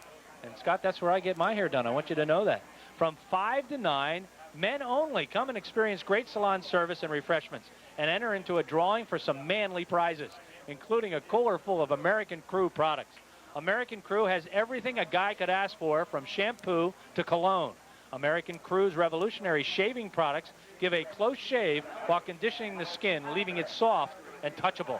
Join the Hairlines team for their Hairlines 500 or stop during regular business hours June 30th, 5 to 9. 4,706 people are in the stands tonight. A low line drive kick that's taken at the 36-yard line, and trying to spin and work his way somewhere is Mike Patrick. And he does get the ball up to about the 42. That punt was 44 yards. Minute and 24 to go. The ball is on the 42-yard line. 1st and 10. Scott, you going to get a little dangerous here? I think you have to. You're down by 7. You've had points on the board. You've tried to get it in the end zone. I think you got to throw the ball. And you got Mike Patrick out there, an all-state performer. Back to throw. Burley looking, and going down as he's going to get sacked on the play by number 65, I believe that is, Mike Leonard. The 6'5", 210-pounder from Deeriff, headed to Kutztown. A loss back to the 32, a loss of 10. Of course, when you do get in a situation like this, the defense pins its ears back. They know it's coming. I still think it's the right way to go. 1 minute to go exactly on the clock. Back to throw. Burley looking. He's firing. It's deep. That ball intended for Joe Cochran. Coverage on the play by Scott Farkas. Farkas of Becca High. Cochran is from Salisbury. Cochran going to Moravian. Farkas is going to Moravian. You like those Moravian guys? Yeah. There's Greyhounds, and they'll be in the same uniform in a few weeks. If you're worried about the passing numbers, this one's hard to believe. Coming in, I thought for sure that the East Penn squad would do a lot of passing. They've passed 8 times in the game. And I thought that the CMV squad would pass as little as possible. They've passed 13 times. I think it goes back to the size advantage on the line. You're a big East Penn guy, you're going to block. And if you're a little CMV guy, you're going to try and throw over that. Look at big C.J. Kinsko in motion from Pocono Mountain. And being buried is Burley. As everybody met at the quarterback in to make the hit. 72 Seagreaves and 65. And that, once again, is Mike Leonard. Timeout called by the EPI squad. Seegers had 2 tackles, both for losses, both in the second quarter. And there was a loss of 7 yards on that play. Hey, Mars Disposal is with us. If you're cleaning out your unwanted items and it creates a new problem, what to do with the waste? Well, let Mars Disposal Service be the solution. Hard to dispose of items such as appliances, car parts, furniture, and yard waste are no problem. No job is too large or too small. Mars will take just about anything, so call Mars Disposal Service at 262-9021. Mars Spring Yard Cleanup is now in progress, so call today if you need help. Call them, 262-9021. It will be another punting situation. We have already punted the ball 7 times tonight. There's John Spagnola. Yeah. Congratulations Right. to him and to his daughter, Kelly, I think he said. So excited. As they're My on old TV. grade school coach right here. You got to Maybe get him. Kelly should not all that Everything excited. I know. How to Cocaine Joseph. right? Back to the Here's one punt of John's from former coaches. Mummy. He could still play. Come on, get a good one. He could still play. Packers, Seattle, Eagles. Mummy's going to get one away. This one not quite as strong as he's been doing, but it gets a good bounce, and it's touched. That ball is loose. Coca falls on it, and John Coca saves the turnover as the ball will be marked down at the 33-yard line, touched at about the 37.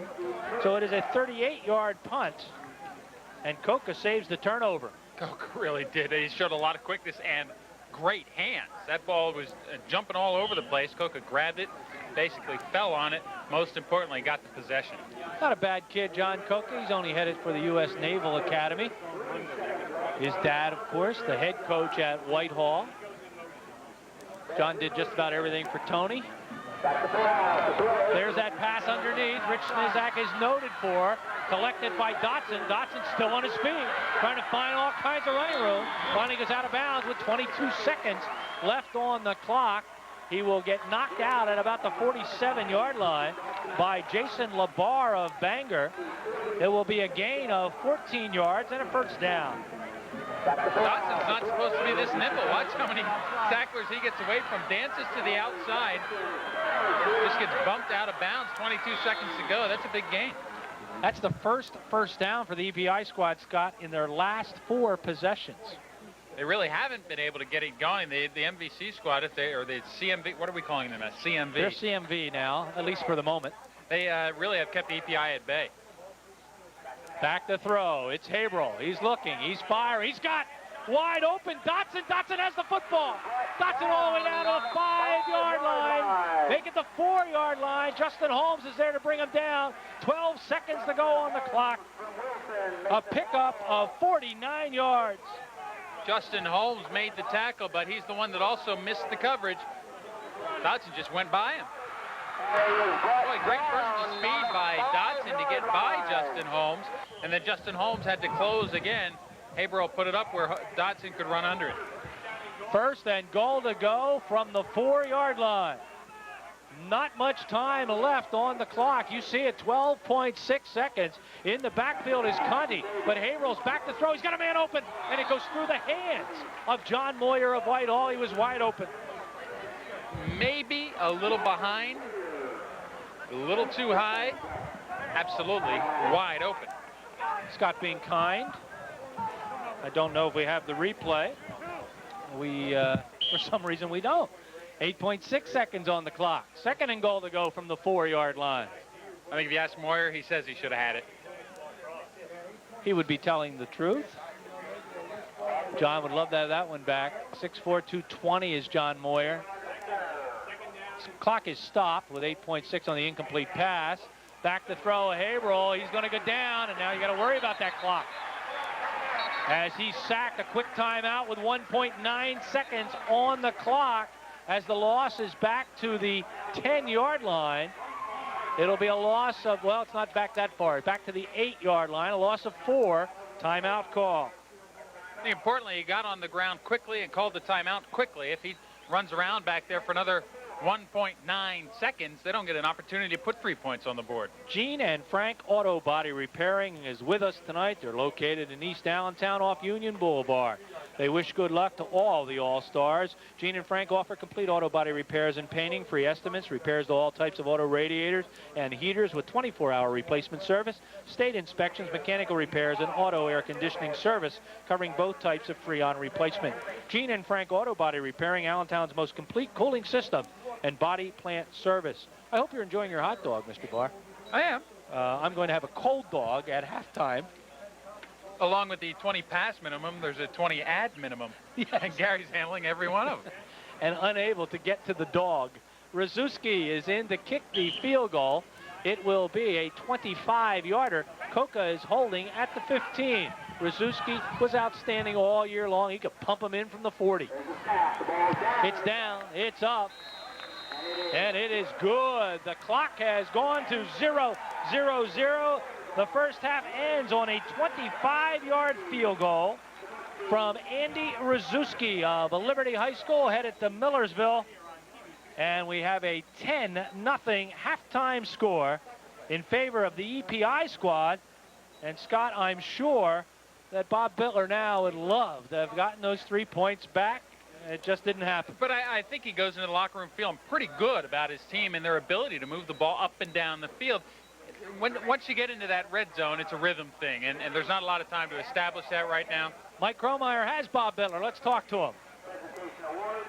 Thanks, Gary. I'm with head coach Bob Bittler and EPI has really been able to dominate the line of scrimmage. What do you got to do to get this offense kicking in the right direction, Coach? Well, we need a big play, defensive play or offensive play. Right now, they're a little bit bigger and stronger than we are up front. That's true, but we felt we were in the game. We took some points off the board. We probably shouldn't have done that, but I thought we'd get the ball in from the 9-yard line. We had a turnover that hurt us, but we'll be back. We'll be back. Now, we haven't seen much of James Mungro, and right now excuse me, he's only gained 16 yards. So what do we have to do to get him involved in the game? Give him the ball more. I mean, he's a marked man in this game, and we know it. And with 11 guys playing on the ball, the defense is playing man-to-man coverage. Everybody's within 5 yards of the football. It's going to be tough to spring him. I mean, but we'll give him the ball more. We'll get the ball to him second half. What are you going to tell to rally the troops for the second half? Hang in there. There's still 24 minutes of football to go. Yeah, we'll be back. Thanks, Coach. Okay, thank you. Back to you, Gary. Thank you, Michael, and thanks to Bob Bittler for taking the time to speak with us. Remember, at halftime, we will have a feature on the Ronald McDonald House. It is halftime here at Andrew S. Lay Stadium. It's a 10-0 score. Come on back. Right after the feature, we'll have halftime stats. Andrew S. Lay Stadium, Gary Laubach, Scott Barr, Mike Kromeyer. We are here, and let's take a look at the halftime numbers. And Scott, they're somewhat interesting. The yards rushing by Mountain Valley Colonial, they're certainly scrambling and having some problems. Yeah, and that's the stat that they thought they had to do well. They thought James Mungro had to get the ball and run a lot. Coach Bittler said on the way out at halftime he will get the ball more in the second half. That -1 just will not help them win a ball game. And he is a marked man. He's always been a marked man. And James will try to, I'm sure, make something happen, as will Chris Smith. But in all honesty, a lot of those yards taken away because of the sack. They've had some problems protecting the quarterback. Especially late in that first half, EPI seemed to really get a hold of what they needed to do to get some pressure on the quarterback. They were getting to each of the quarterbacks that CMB sent out there. You got to give advantage right now to EPI because they're able to put pressure on the quarterback. They're able to move the football. They're not dominating the football game by any stretch of the imagination, as they have 42 yards on the ground, 93 yards in the air, and a lot of that came on the last couple of plays of the first half. I don't think Bob Bittler can be all that upset with his defense. What he has to do now is make some offensive things happen. Yeah, and offensively, they've made a couple of mistakes that they really can't live with. They had the ball with just over a minute to go and then gave it back with about 35 seconds to go. So a couple of lapses early that you expect in an all-star game. I think the first defensive stand that they have here is going to be important in the second half. Hey, Mike Kromeyer has Rich Snizak down on the field. Let's go down there. Thanks, Gary. I'm with Coach Sniznak of the EPI squad, and you've been able to dominate the ball on both sides of the stick. And what do you expect? Do you expect more of that in the second half? I think offensively we got to establish our running game a little bit better. It's important for us to have a good series opening up the second half. I think if we can punch one in early, we can take the wind out of their sails, and after that maybe have a chance to name it. Now, we haven't seen much of James Mungro. What's been the key to stopping him? Oh, I don't know. They got a lot of good skilled kids over there with the kid from Southern Lehigh and Patrick and the big tight end from Pocono Mountain. So, we can't just focus on one guy. They have a lot of quality people over there. What'd you tell your guys to rally them for the second half? I just said, hey, we can't make the mistakes we made on offense in the first half as far as fumbling the ball and having penalties to knock us out of field position. We were our own worst enemy in some instances, and if we eliminate that, we'll have a good shot to win this game. Well, best of luck in the second half. Thanks a lot, Coach. Back to you, Gary and Scott. Thank you, Michael. Our congratulations again to John Spagnola for Distinguished Alumnus Award tonight, and then the new inductees into the Hall of Fame for the All-Star Football Classic. Joe Bernard, of course, the former head coach here at Nazareth High School. To Jim Chambers, Hall of Fame inductee. For a member, of course, of the advertising agency. Chuck McIntyre from McDonald's, who kept this game alive and going. And Lou Wolf, Hall of Fame inductee, former coach at Northampton High School. Our congratulations to them. Ball game tonight will be, of course, on at 10 o'clock and replay tomorrow at 8:30. La Bella Pizza, located at 1715 Butler Street in Easton, invites you to stop in and sample the best of this area's pizza and Italian specialties. La Bella's delicious foods are prepared fresh daily and are available for both eat-in or take-out. Experience all the traditional Italian dinner specialties or try something from La Bella's delicious pizza or sub and sandwich menu. La Bella Pizza is one stop you'll make again and again. Open daily for lunch and dinner, Sunday 3 to 9. Closed on Tuesdays.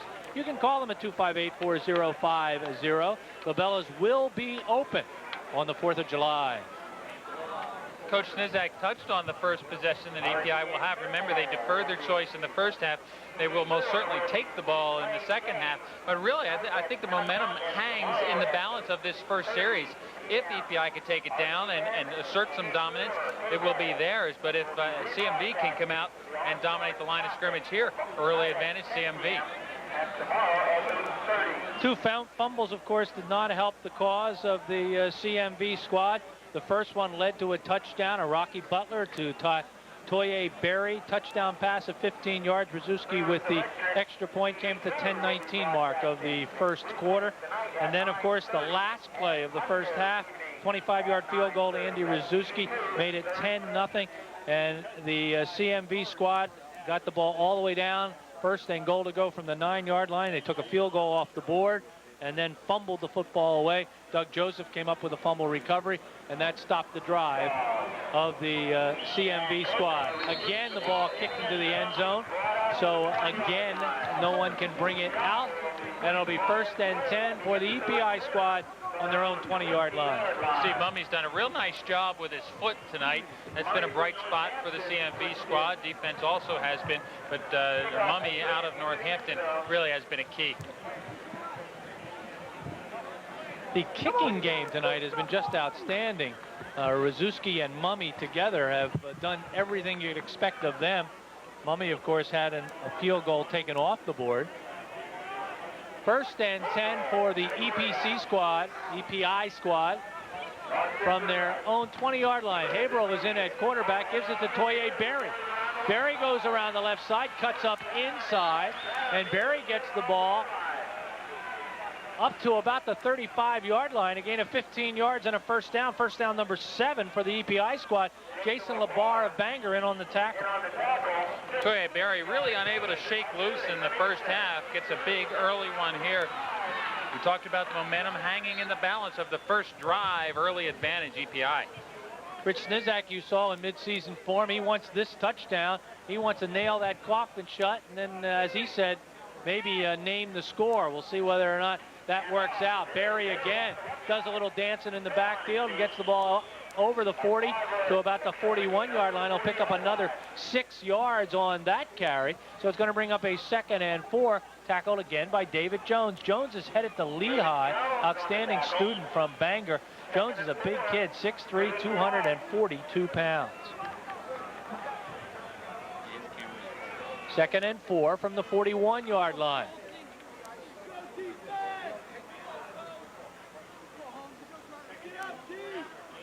Out wide to the right side is Clint Dotson. Coming at us is Billy Krebs. Handoff again goes to Berry. So Berry is going to be very busy here as he has carried the ball 3 straight times and looks like he has himself another first down. That would be first down number 8 as the gain is up to the 45-yard line. Brian Schultz in to make the tackle. Schultz from East Stroudsburg, and he's going to go to East Stroudsburg University. Schultz was busy early in this game, has not had a tackle since the first quarter. Of course, all the shuffling in and out by the All-Stars. Tough to tell when he's in, when he's not, but Schultz starts out the second half the way he did the first half. First down number 8 for the EPI squad. The ball on the 45-yard line, 1st and 10. First down in the game. And for some reason, the clock is stopped. Left to the left, Dodson to the right. Fake by Haverhill. Here comes Berry. Toye. Oh my, what a collision as he went head-to-head against number 30, Justin Holmes. Holmes couldn't wrap. He does give a pat on the back to Berry. Berry has the ball into the CMV territory, and we heard the crack again. Wow.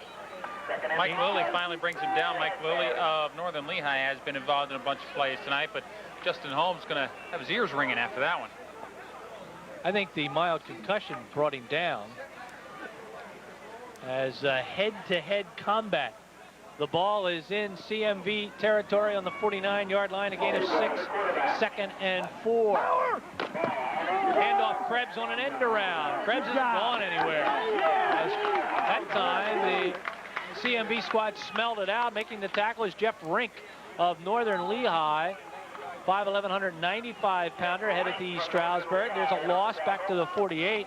That's a loss of 3, and it's going to bring up a 3rd and 7. And you just know that Rich Snizak right now kicking himself for not continuing the Toye Berry story. Exactly what I'm thinking. It's Toye Berry's drive. It's obviously originated as that coach drive. It's running back left, running back right, just off tackle, all the way up the field, just grinding it out. Then he tries to mix it up a little bit, just doesn't work. Passing situation for Haverhill. He's back to throw. They're going to throw a little out pattern, and it's too high. Dotson was the intended receiver. Holmes with the coverage. Pass ball's incomplete, and I think the EPI squad's going to have to punt. 4th and long from their own territory. Certainly the punting unit coming on, but I think you go back to the end around play on the 3rd and 5. So instead of or on the 2nd and 5, instead of a 3rd and 2, you're faced with 3rd and 8. Totally different situation. Mike Patrick and Chris Smith will go deep to receive the punt here by Andy Rzuski. Rzuski probably can put this one in the end zone if he wants. He heads for the coffin corner, and he's going to put the ball out of bounds inside the 10-yard line, as it looks like they're going to mark it at about the 7-yard line. That is a 45-yard punt. Yeah, perfectly placed. You didn't want it much longer than that. We've talked about the kicking game all night long. Another great punt. Both these kickers doing their job. 1st and 10. The ball is placed down at the 6-yard line, it appears. Well, mission accomplished so far for CMB. They held the EPI scoreless, but now they've got to get out of the hole here, pick up a couple of first downs, if not take it all the way down the field. But really, defensively, they've done the job so far. And they certainly want to avoid any turnover here. Little movement along the line of scrimmage. Here goes the handoff to Mungro. Mungro's not going anywhere. That play all messed up from the very beginning. Sean Cluso comes across the line of scrimmage to make the tackle. I'm looking for a flag. I don't see any. The loss is back to the 1. It's going to be a loss of 6 yards. So the ball must have been on the 7-yard line, and it's going to bring up a 2nd and 16. The EPI team looking for the safety there as James Mungro ended up with his back in the end zone. But of course, the progress was stopped right where you see the ball.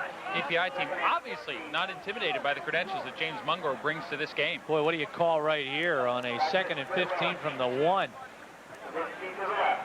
Garrett Hall is the quarterback. Hall back to throw, and it's a fly pattern. He just laid it up there. Good coverage by Scott Farkas. The pass was intended for Andy Pavensky and just simply falls incomplete. If you think you have a speed advantage, there's no better place on the field to use it than when you're back to your own goal post. That's exactly what they thought they had with Pavensky. In the first half, they matched him up against Doug Joseph. This time, they did not have the luxury of the mismatch in size. Pavensky well covered, out of bounds. So 3rd and 15 from the 1. Scott, this is a no-win situation. You don't know what to call here, and you certainly know if you don't pick up any yardage, your punter's going to be standing right back on that end zone line. Quick kick, not out of the question. Hall hands the ball off. Coming around the left side is Chris Smith, and he got a little bit of room for the punt. Coming up to make the tackle, Jim Brown of Liberty. Brown 6'4", 180 pounds, as the gain is out to the original line of scrimmage. So Smith gets the 6 yards back that they lost on the initial play. Just created enough room to punt the ball, as where they were that the snap may have been short, and with the way the EPI team is penetrating, they could have gotten in to block that kick. EPI should get great field position at the end of this punt. Mummy standing just about 7 yards deep in his own end zone. It is a high, beautiful punt all the way up to the 48-yard line. Coca has it, shakes off that first tackler, and he'll pick up about 6 or 7 extra yards. But Mummy did his job, Scott. He got a great punt off, 41 yards. And Coca equally doing his job, as he did not let that get over his head. The very first thing you need to do when you're going to get great field position is keep the ball in front of you. Coca did that. Here a siren going off. The ambulance is leaving the stadium. Certainly hope that doesn't contain one of our players here tonight. I didn't see anybody get injured. Here you see a Lafayette Leopard shirt. We're going to be involved with Lafayette football. Speaking of football tonight, starting in September, the Lafayette football team will be on RCN 4 Sports. Handoff goes to Capsalis. Capsalis appears to have gotten up close to the 40-yard line, maybe picked up 2. It's going to bring up a 2nd and 8, tackled on the play I believe by number 56, and that would be Mike Brunda along with Mike Zellner. Gain of 2, 2nd and 8.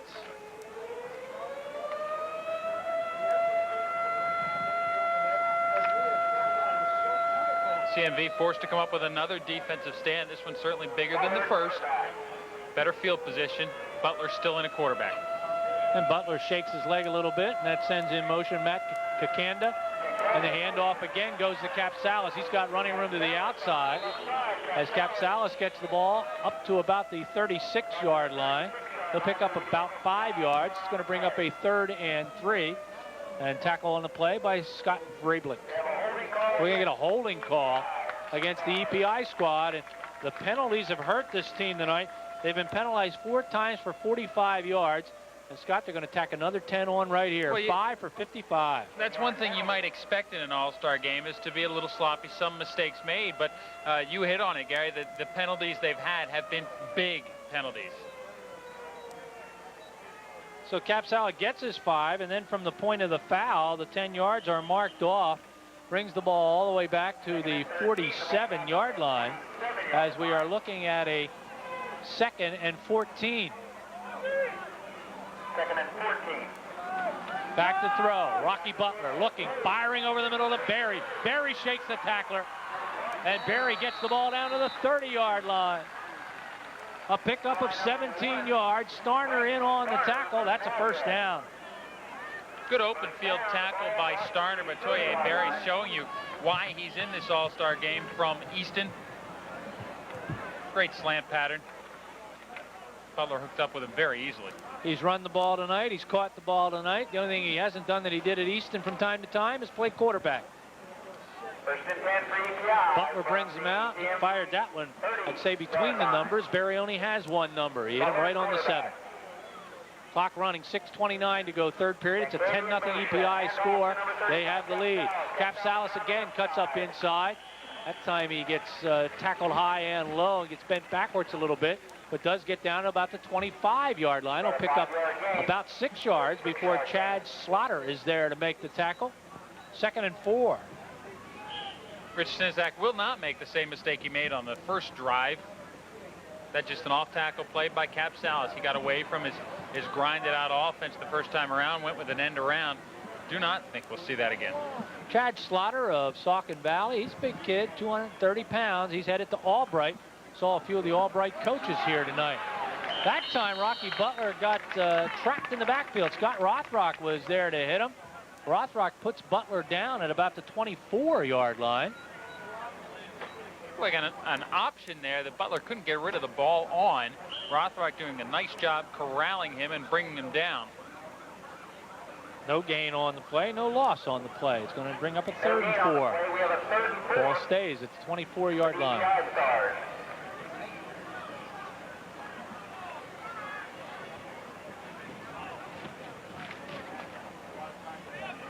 I think we're going to get our ambulance question answered in a moment. 5:05 to go, 3rd period.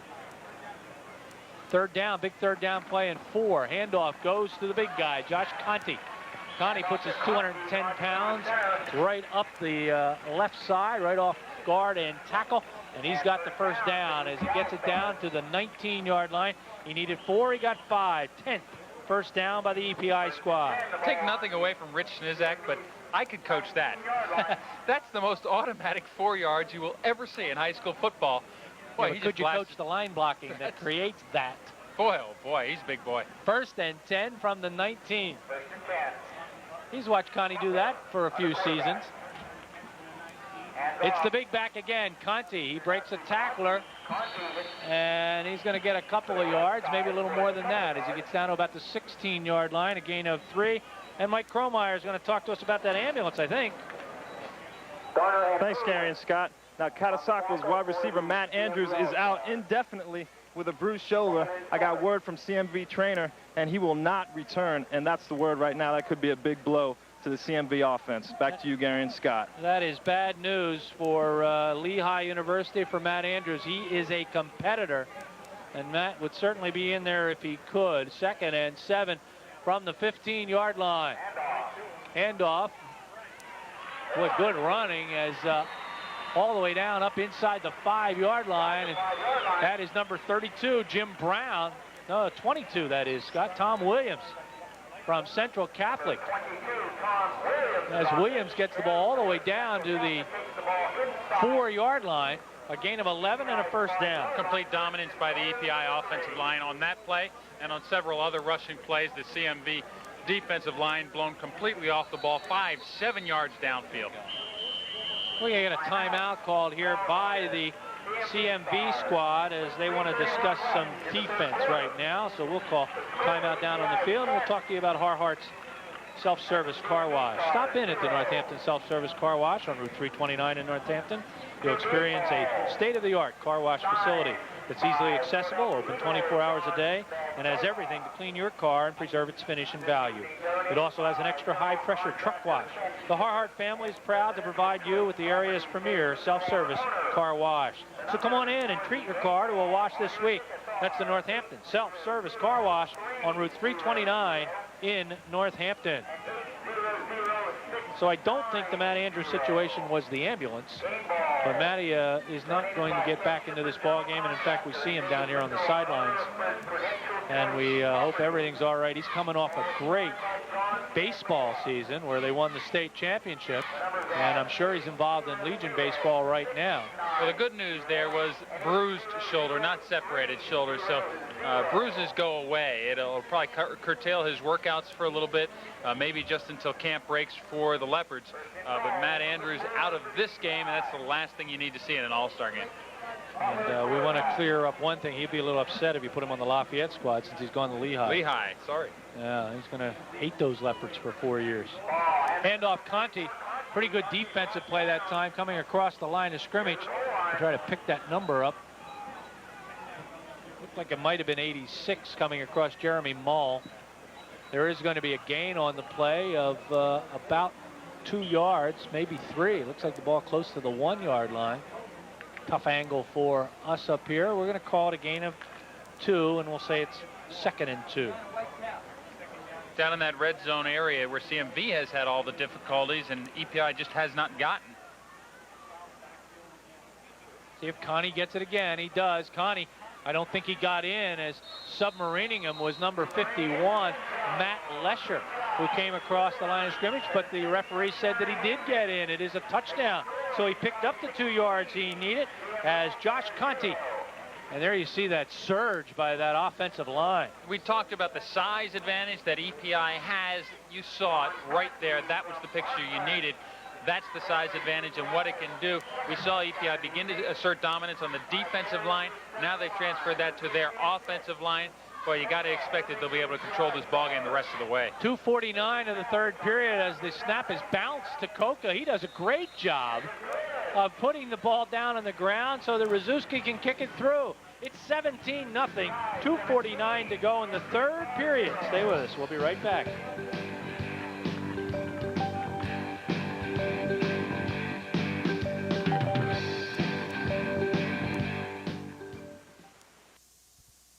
Three yards.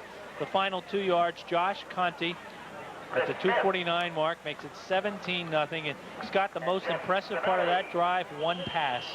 Well, I'll tell you, you see how fragile a drive can be. When the previous drive, they were grinding it out, and boy, there's a big kick. Another one. And one play messed up the whole drive. This time through, you get the ball to Toye Berry, you get the ball to Connie, and you just go down the field, and it looks real easy. You see how fragile those things can be. They bust up on one play. Not that the pass play was unimportant. It was a 17-yard completion to Clint Dotson from Rocky Butler. It was big. It got them the first down they needed on a 3rd and 3. So now the CMV squad has got to find an offense if they're going to get themselves back in this ball game. Mungro is in the backfield. Coming at us is Pavensky. Back to throw is Ondilla. Ondilla steps up in the pocket. He's going to go down as he tries to fight his way back to the line of scrimmage. It looks like he did that. Tackle Josh Conti. Conti's going both ways. Unusual in an all-star game. He was flushed from the pocket by Kevin Petrie. Flushed to Josh Connie, so from one Parkland guy to another. Andilla, with all of that, gets back to the line of scrimmage. It's going to be 2nd and 10. The ball stays on the 20-yard line. I've seen Connie play from field level. You hear every contact he makes. He's just big, he's quick, and he really finishes off those tackles. Pavinsky in motion again. Andilla back to throw. He's just going to lay this one up there for Pavinsky. He just simply tried to find a spot where he thought he would be. Mark Steckel, however, was the closest to that. Steckel of Emmaus, and the pass falls incomplete. They went to Pavinsky with some success in the first half. They tried to go back to him, really haven't been close to hooking up here in the second half. I think EPI has determined that CMB will not run the ball on them. Coach Bittler trying to get something going. Here you get a look at Coach Bittler. May be his last head coaching stint. As we said, retiring from Saucon Valley this season. He, I think, would like to link up and be an assistant somewhere.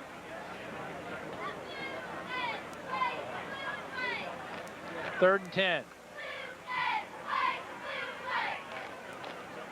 Andilla back. Looking to his left. Firing out. Just threw it away. Nobody out there at all. He was getting a pretty good rush from 3 guys. We see Conti being one of them.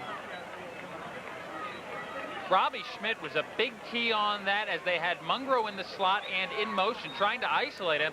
Robbie Schmidt wouldn't let him get out there. They threw the ball to the opposite side of the field, but what they're going to have to do if they're going to get Mungro involved with this offense, it's going to have to be in the flat because they really can't cut him loose in the backfield. And Mungro was out to the right side, and Andilla looking almost totally to his left side. In to punt the ball away. Mummy again. He's been busy. This is his 6th punt of the night. And they've all been pretty effective. His shortest 38 yards, his longest 49. And he gets off another good punt. This one to the 46-yard line. And a nice straight arm by Coca. And Coca gets down the sidelines. Do we have a penalty flag? We do. So this one will probably come back. The punt, 35 yards. Block in the back took place. Mark Steckel, I think, got a hand in the back of a defensive player back on the 47-yard line. So still good position for EPI, but not where they wanted it. Especially knowing that they'll mark it back another 15 yards or 10 yards. We'll see what the call is. I think this one will be the 10-yard variety. Nope. It's going back 15. Big one. It's a big one. 6th penalty for 70 yards. The CMB squad yet to be penalized in the game. But that's not as important as the 17-0 score on the board. Thanks to Duke Helm for supplying us with a number of statistics. We realize that this season alone, 1996, 32 single-season records were broken at various schools in the Valley. I don't think we'll ever see a year like that again. We're going to get a timeout called down on the field. So we'll invite you to think about the light and tasty aroma of seafood, which can really brighten mealtime menus. To add flavor to your meals, put a convenient stop on your shopping list at Heckenberger Seafood in the Allentown Fairgrounds Farmers Market. Heckenberger's carries a wide variety of fresh and frozen seafood and fish, including clams, filet, whole fish, shrimp, crab meat, and live lobsters. That's Heckenberger Seafood at the Allentown Farmers Market. Proprietors, Bubba and Sandy Adams.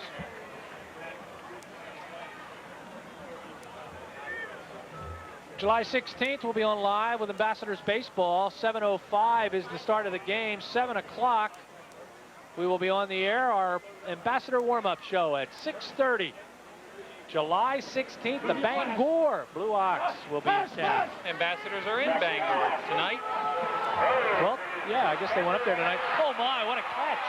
What a catch and throw. Matt Kakanda catches the ball from Rocky Butler all the way down to about the 17-yard line. A 45-yard pass play. Jeff Semelli had great coverage there, but wow, what concentration. 45 yards, Butler to Kakanda. They now have 155 yards passing. You would think that ball would normally be hauled in from Hayborough, the two Freedom teammates. Simons Butler to Kakanda. That was as perfectly thrown a ball as you can have, Scott, and a great catch. He's just looking over his right shoulder. He comes up with the grab. They move the sticks all the way down to the 15-yard line, so make it 47 yards on the pass play. 47 yards. Tough to coach better defense than Semelli had there. You called it. Perfect pass. The longest pass of the evening, 1st and 10, first down number 12 for the EPI squad. That pitch Berry couldn't handle. Coming up to hit him is Holmes. Berry falls on the ball quickly at the 20-yard line, be a loss of 5. Not a great play for EPI. All night long they've had problems with the option. Butler going to his right most of the time, and one time couldn't get the pitch off. This time the pitch is a little bit wide for Berry. It's got to be a tough play to hook up on unless you're teammates with your quarterback. Well, you're tough on the quarterbacks. That looked like a perfect pitch to me. Of course, I was an ex-quarterback. I'm not going to blame. That pass in the end zone looked perfect. The pitch looked perfect. He must have been a receiver. Got to put it in his chest. Give him something he can handle. High and wide on the pitch. 2nd and 15 from the 20. Butler's back. He's got a man wide open in the end zone. And it's just over the outstretched hands of Taquan Birch. Maybe too wide open as Butler saw him out there. Nobody within 5 yards of Birch. How badly do you think he wanted to link up with his wide receiver all season long, 6'2", 175-pounder, Taquan Birch. And that one just out of his reach. 3rd and 15. You would think teammates would have a look or a nod at each other back in the huddle. Not a word, not a look between the two teammates. Butler again, back to throw. Gets away from one on rusher. And now he just fires downfield, and it's almost intercepted. As Holmes almost had a shot at it, did not quite come up with the pass. And here comes the field goal unit. I'll tell you what, Justin Holmes has had one heck of a defensive game here tonight. He's the Wilson Warriors' only representative, and he has been involved in a lot of the pass defense and has done a good job of it. He's in one of those tough situations where they're throwing at him, and he's going to have to come up big on many occasions, and he has done that on most occasions. Rzuski is in. This will be a 37-yarder. Coca to hold. It's down. The kick is up. It's certainly long enough. And it is good. A 37-yard field goal by Andy Rzuski, his 2nd of the night. We've got 29 seconds to go in the 3rd period. It is a 20-0 ball game in favor of the EPI squad. The impressive kicking continues. 37-yard field goal good from easily another 10, probably more than that. If you really want to experience personal service and satisfaction, stop in at the Hobby Corner at 1628 Tillman Street in Allentown. The Hobby Corner is an authorized Lionel service station that carries various size trains and train accessories. You'll also find a wide assortment of model cars, trucks, airplanes, and rockets. And don't forget that cake and candy supplies are in stock too. The Hobby Corner cares about their customers. Stop in and browse. You'll be glad you did. Or call 433-6936. Special orders are welcome. That's the Hobby Corner. Another impressive drive as this one goes 62 yards in 5 plays. 37-yard field goal, Andy Rzuski. Hard to overemphasize the importance of the line of scrimmage. EPI absolutely dominant in the trenches tonight. More so toward the end of that 2nd quarter and throughout this 3rd quarter. They've really come to the front offensively, defensively. They're putting pressure on the quarterback. Offensively, they're able to rush the football. Hard to imagine that CMB will be able to come back against the size and talent of EPI. Rzuski's ball falls down. He'll re-tee it. Back. Boy, is there an awesome duo standing back there. Mungro and Smith are awaiting the kickoff. But they've yet to return anything because they're not going to get a chance in the end zone. Yeah, this guy's really got a leg on him. He punishes the ball. This one is going to be a little short. Mungro's going to get a chance. James collects it at the 16. Sidesteps a few and gets the ball up to about the 29-yard line before he gets tackled by Brian Gregoric, another All-Stater from Becca High, headed to Lafayette College. It'll be 1st and 10. They're going to put it on the 30. Like he got under that one a little bit, hit the sand wedge instead of the driver on that kick. You look like your driver. All right, I take it. You don't use a driver. I take that back. use that stinking 1-iron or whatever. Illegal club of some sort. It's a 3. It's a 3. 23.8 seconds to go, third period. The handoff right up the gut. Boys, I don't know how he didn't go down, as Smith refuses to go down easily and then finally gets tackled, and he's going to end up losing yardage as Tom Williams, also going both ways, is in there to make the tackle, as it's going to be a loss of a yard back to the 29. And total rushing yardage right now for the CMV squad, -2 yards. Wow, again, you go back to the dominance, and that's the end of the third quarter, but great performance by the EPI line of scrimmage. And the numbers on the board are dominating too for the EPI squad, 20-0. We've got 12 more minutes of all-star football. Come on back. At the cheerleaders, the all-star cheerleaders, located on Route 191 in Bangor. They're celebrating their 6th year, providing the entire Bangor area with not only the best pizza, steaks, and subs west of New York, but they've got great char-broiled burgers, spaghetti dinners, gyros, fresh homemade lasagna, and more than a dozen tantalizing appetizers, like burritos, mozzarella sticks, pierogies, breaded zucchini sticks. He's headed to Napoli right now, that guy. Best of all, you can just sit back, enjoy your favorite TV show, and have Napoli Pizza deliver your order piping hot right to your door. Napoli Pizza open 7 days a week till 11 on Friday and Saturday, 8 on Sundays, and 9 the rest of the week. Takeout deliveries are made throughout the Slate Belt area. All you have to do is call them at 588-1455. Thanks to all of our fine sponsors for tonight's football game. Real nice presentation being made at midfield at the conclusion of the third quarter.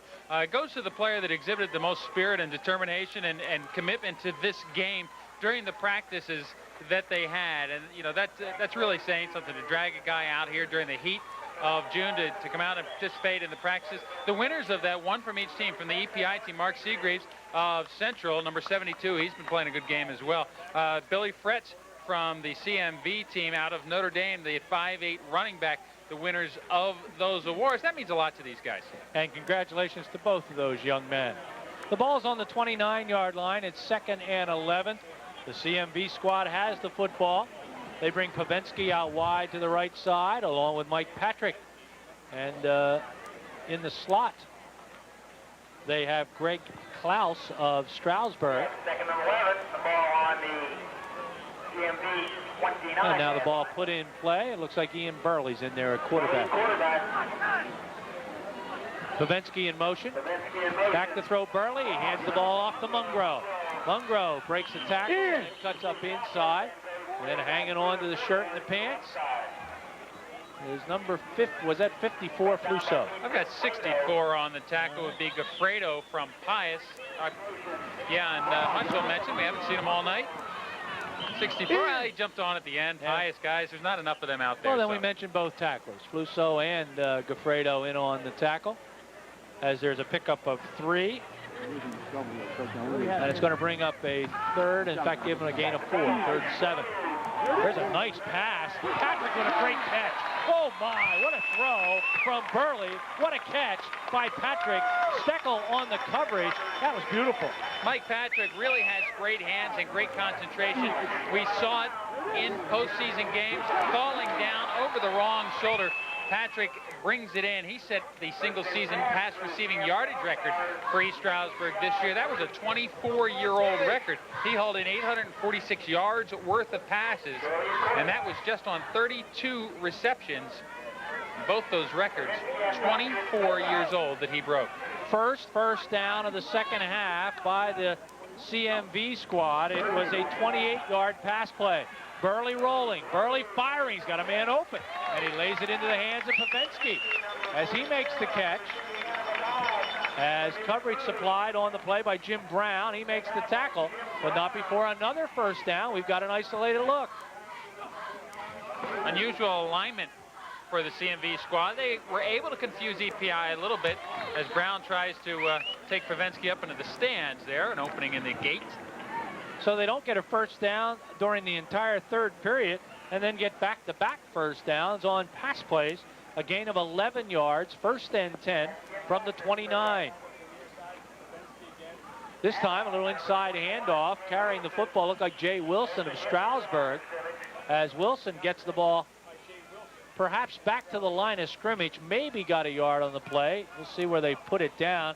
it looks like no gain. It's going to be 2nd and 10 as Pete Goffredo is in there again to make the tackle. That time it was all Goffredo. Good tackle by him. We call it the EPI squad. That's East Penn and Independent. I think Pius is the only I. Yeah, he's the I. They should just say EPX. Goffredo has a teammate, Chris Poloni, in there. Offensive guard. We probably won't be talking about him much. Back to throw, Burley. Got good protection. He's firing. And I mean firing for Patrick. Patrick is covered this time by Joseph, and Joseph right there. Good defensive coverage. Doug Joseph almost picked that one off. We talked about Doug, the little guy, early on in the first half. Had a great first half, great first quarter. This time almost picks this ball off. The CMV squad 8 for 19 now in the passing department, so they are going to obviously reach the minimum that they need. Right now, the EPI squad, they've thrown 16 times in the ball game. What happens? You don't throw 20, you lose? Is that the... I don't know what the penalty might be for that. 3rd and 10. In motion, Pavensky. Back to throw, Burley. Looking, cutting up. And he runs right into trouble as that time the blocking broke down. Coming up to make the tackle, number 65. And that's Mike Leonard. Boy, we've called his name a number of times. Boy, and he's a big one, too. 65, Mike Leonard. 6'5", 210. I think the CMV squad has played a lot of different quarterbacks. All 3 of their quarterbacks have seen a lot of time. I don't think it matters who you put in there unless it's Carl Lewis, because he's going to do a lot of running back there. He better be pretty fast. Yeah, they talked about the running game coming in that the CMV squad needed to generate. Scott, tonight, as we're into the 4th period, a -4 yards rushing. And again, you go right back to the line of scrimmage. Rich Snizak said right at the top of the show to Mike Kromeyer, it's going to be one on the line of scrimmage. Football cliche. You can see why tonight. They've got to go for it. 4th and 16. They're down by a 20-0 score. Burley back to throw into the end zone. Smith, and Smith can't hang on. That ball was almost thrown perfectly. Scott Farkas on the coverage, and I'm not sure if Smith picked it up right away because that was right over his head. Just barely over his head. He's only 5'9". You give him another 1.5 inches. I think he comes down with this ball. Perfectly thrown ball. Boy, that's a beauty right down the heart. That's catchable. Maybe over the wrong shoulder. Boy, oh boy, that closer than you as a defensive back want it to be on 4th and 16. Would have been a great catch, but it was there. 1st and 10 from the 35-yard line. See if the EPI keeps it on the ground a little bit. Try to run the clock down. They do this time as they hand the ball off to Capsalis. Capsalis is gone. Capsalis is going to go 65 yards for the touchdown. Nick Capsalis. You don't get a run like that without great blocking on the line of scrimmage. Capsalis was not touched. Capsalis, I believe, the reigning District 11 200-meter champion. They're not going to catch him. Oh, what a great initial burst of speed, and just turned on the jet. 65 yards for Nick Capsalis. No one touched him. So the most exciting offensive play of the night. Capsalis runs 65 yards. Rzuski in to kick the extra point. Coca to hold. It's down. It's up. It looked good from here. It looks good down there. 8:40 to go in the football game. And right now, it's all EPI. They're up by a 27-0 score. Stay with us. Look at our crowd. A good crowd on hand here tonight. As I'm sure some people thought about not coming early on, as it was raining about 2 hours prior. But it has turned out to be a beautiful night, although it has gotten a little muggier. And there's Doc Horlacher. He is one of the people that helped generate this football game. Always active, always involved, and always on camera. I can't understand how he manages to do that all the time. So how about that drive, Scott? You want to recap? One play, 65 yards? You got it. Nick Capsalis with a touchdown. As the ball falls down. There's one thing the EPI has not done well tonight is put that darn ball on the tee. That's the 3rd time it's fallen off, and there's not a breath of wind in the whole place. So it must be got to criticize him a little bit. Perfectly placed. There's a lot of wind up here, I'm noticing. There's an end-over-end kick that will go in the end zone. Mungro can't do anything about it. When you're 1 yard in, I don't like that rule. I think you should be able to bring it out. I agree. Ball come out to the 20-yard line, 1st and 10. Mentioned a big crowd here supporting a great cause. You saw the videotape on it over at halftime. If you have to stay in a Ronald McDonald House, it's not good news. Our family did have the opportunity to stay in a Ronald McDonald House a couple of times. Just simply spectacular people running the Ronald McDonald House charities. I'll tell you what, it's just a real honor to be here and to be able to support such a worthy cause. And thanks as always to the kids who participate. They practice during the hottest part of the summer to put on a show, to get these people to come out. And, they've done another great job tonight. We've seen some good football playing out here. That is Greg Klaus, the ball carrier. Klaus just gets back to the line of scrimmage, no gain. No gain on the play. 2nd and 10 from the 20-yard line. And a crowd of over 4,000 here tonight. And I'm sure that little shower about an hour and a half before the game kept some people away, and that's sad. Quarterback right now is Garrett Hall of Saucon Valley. Hall with a quick pitch back to Mungro, trying to follow his blockers. Mungro has the corner as he gets knocked out of bounds. And you get a little excited when you get the feeling that maybe James is going to take it. Scott Farkas, however, is there to knock him out of bounds. He'll pick up 5 yards.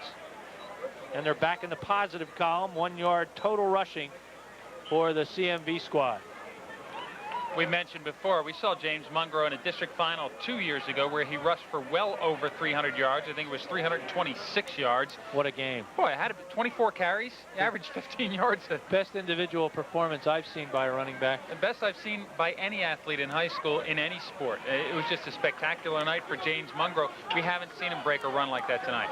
He was 2nd in the nation, holds that record now for touchdowns, 115 of them. He scored 34 this year alone. 3rd and 5 from the 25. 4th on the all-time rushing list as defense comes across. Mark Seagreaves. That's why he got the Spirit Award. See how spirited he was? Jumped across early. Got another game there, that Spirit Award. Does Mungro. He'll be playing in the Big 33 game. Tony Stewart, who would have been part of this game tonight, will be in the Big 33 game, but he had another all-star game. You're only allowed to play in 2. That was a problem you had, wasn't it? You could only participate. You got to pick your spots in these all-star things. 5-yard walk-off against the EPI squad. Their 7th penalty for 75 yards. And it's going to keep them about a half a yard shy of a first down. Ball right on the 30-yard line.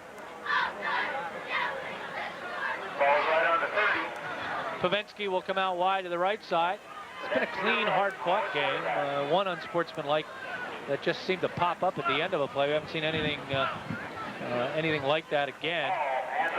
Handoff goes to Mungro. He's not going anywhere because there is Jermaine Williams, the big Lafayette-bound Easton High Red Rover, 6'3", 220.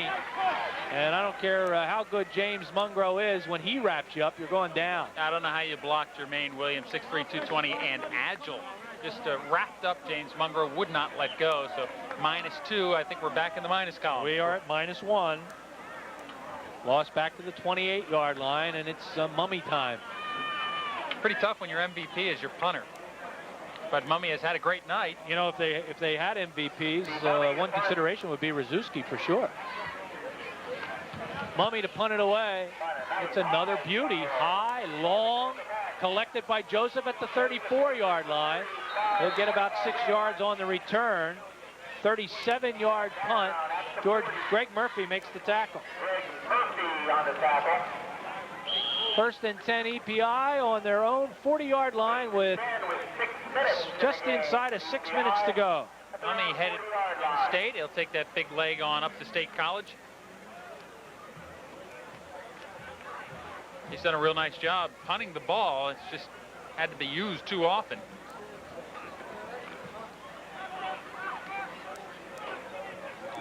First and 10 from the 40. Getting shuttled in there late on defense, Scott Rothrock. He's always ready to play. Keeping the ball is Haverhill. He pitches it back to Barry. Barry looks like he's in trouble, and he is in trouble. He fumbles the ball. But again, the EPI falls on it.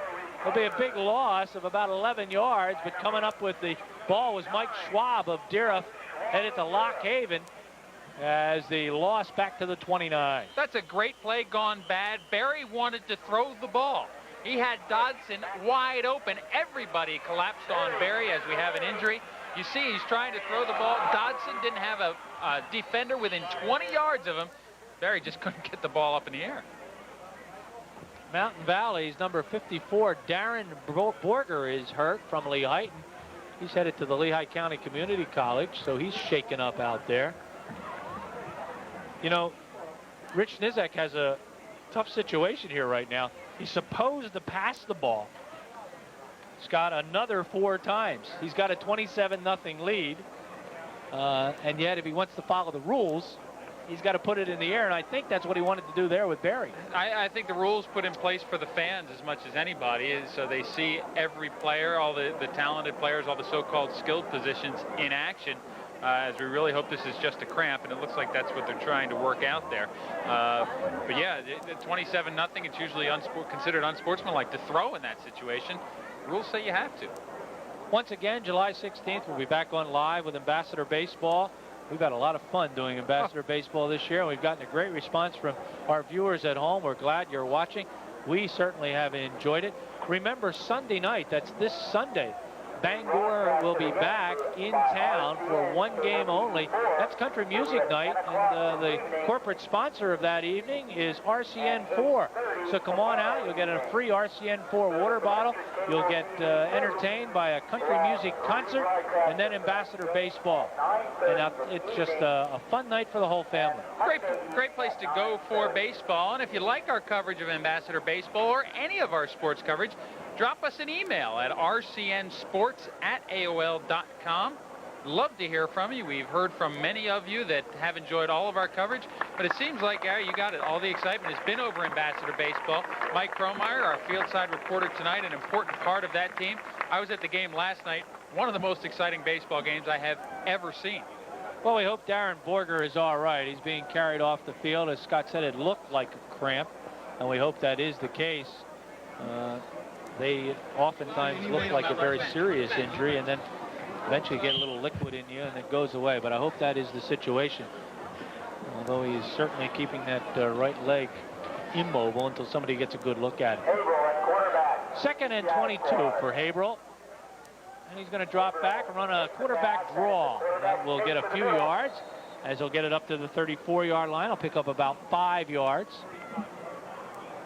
Because before he is tackled on the play by number 31, or Jay Wilson, that is, number 21. Gain of 5. 160 yards on the ground, 155 yards in the air. That's pretty good balance. And you knew coming in that EPI had a lot of the talent. Of course, the All-Staters were on the other side of the ball. The EPI always comes in with some big players and with some real talented, skilled players. They've really used all of them tonight. I think they also used the newspaper articles. That got them up a little bit. I'm sure there's some bulletin board stuff out there. There's a great catch over the shoulder. Watching it like a center fielder making a catch is Clint Dotson. Dotson just watched that ball into his arms, but I think he might have been out of bounds. And there's a penalty flag down in the backfield. Has to be a holding call. So this will go for naught. No, he's in bounds for sure. Or is he out? I don't know. It doesn't matter. The penalty flag's down, and it's going to be another penalty, the 8th of the ball game against the EPI squad. Still was a great catch by Dotson. He's going to West Point. What a great kid he is. Part of that Cinderella Parkland basketball story this year. It's just a great kid, and you see that a lot with the kids that rise to the top of what they do. Clint Dotson certainly among them. It's great to talk to. He's real honest in his assessments of what he can do and what the team should be doing. Just a real pleasure to speak with him. We're inside of 4 minutes. It is 3rd down. And they have to get to about Main Street in Nazareth for a first down. I think the Nazareth Furniture Store is where they need to go. Back to throw. Haverhill, he fires. Krebs that time forced off his pattern and had no chance of getting to it. Good defensive job by Semelli. Jeff Semelli from Pocono Mountain. Still working down here on the knee of the injured player. Actually, I'll correct that. It looks like an ankle. Mike Kromeyer standing right over top of it, so I'm sure we'll get a report from him. I think he's going to operate. Mike is down there checking things out, and he'll let us know whether that's just a cramp or it's either a cramp or a knee, Scott, the way it looks. Brzezinski, another low spiral that's collected at about the 37-yard line by Mike Patrick. He shakes off a couple of tacklers and then runs into the bunch as that punt goes 39 yards. Mike Leonard was the first guy to collect him, but he was joined quickly by a lot of his teammates. All the EPI guys getting in on the action now as 27-0 qualifies as a rout. But really, the CMB squad made a good account of themselves throughout the first quarter, throughout the first half, and it was just in the third quarter that EPI really started to dominate this game. Just 2 years ago, it was a 37-0 win by the EPI squad. And that one sandwiched between a couple of CMV victories. So we're on a bit of a seesaw here in the McDonald's All-Star Classic. Back to throw, and looking is Ondilla. And Ondilla goes down. Wrapping around his ankles is Mark Seagreaves, number 72. And Ondilla is going to lose about 3 yards. The CMV offensive line just tired right now. Never been there, but it's got to get tiring pushing around a guy 250 pounds, about 6'5", like some of these EPI guys are.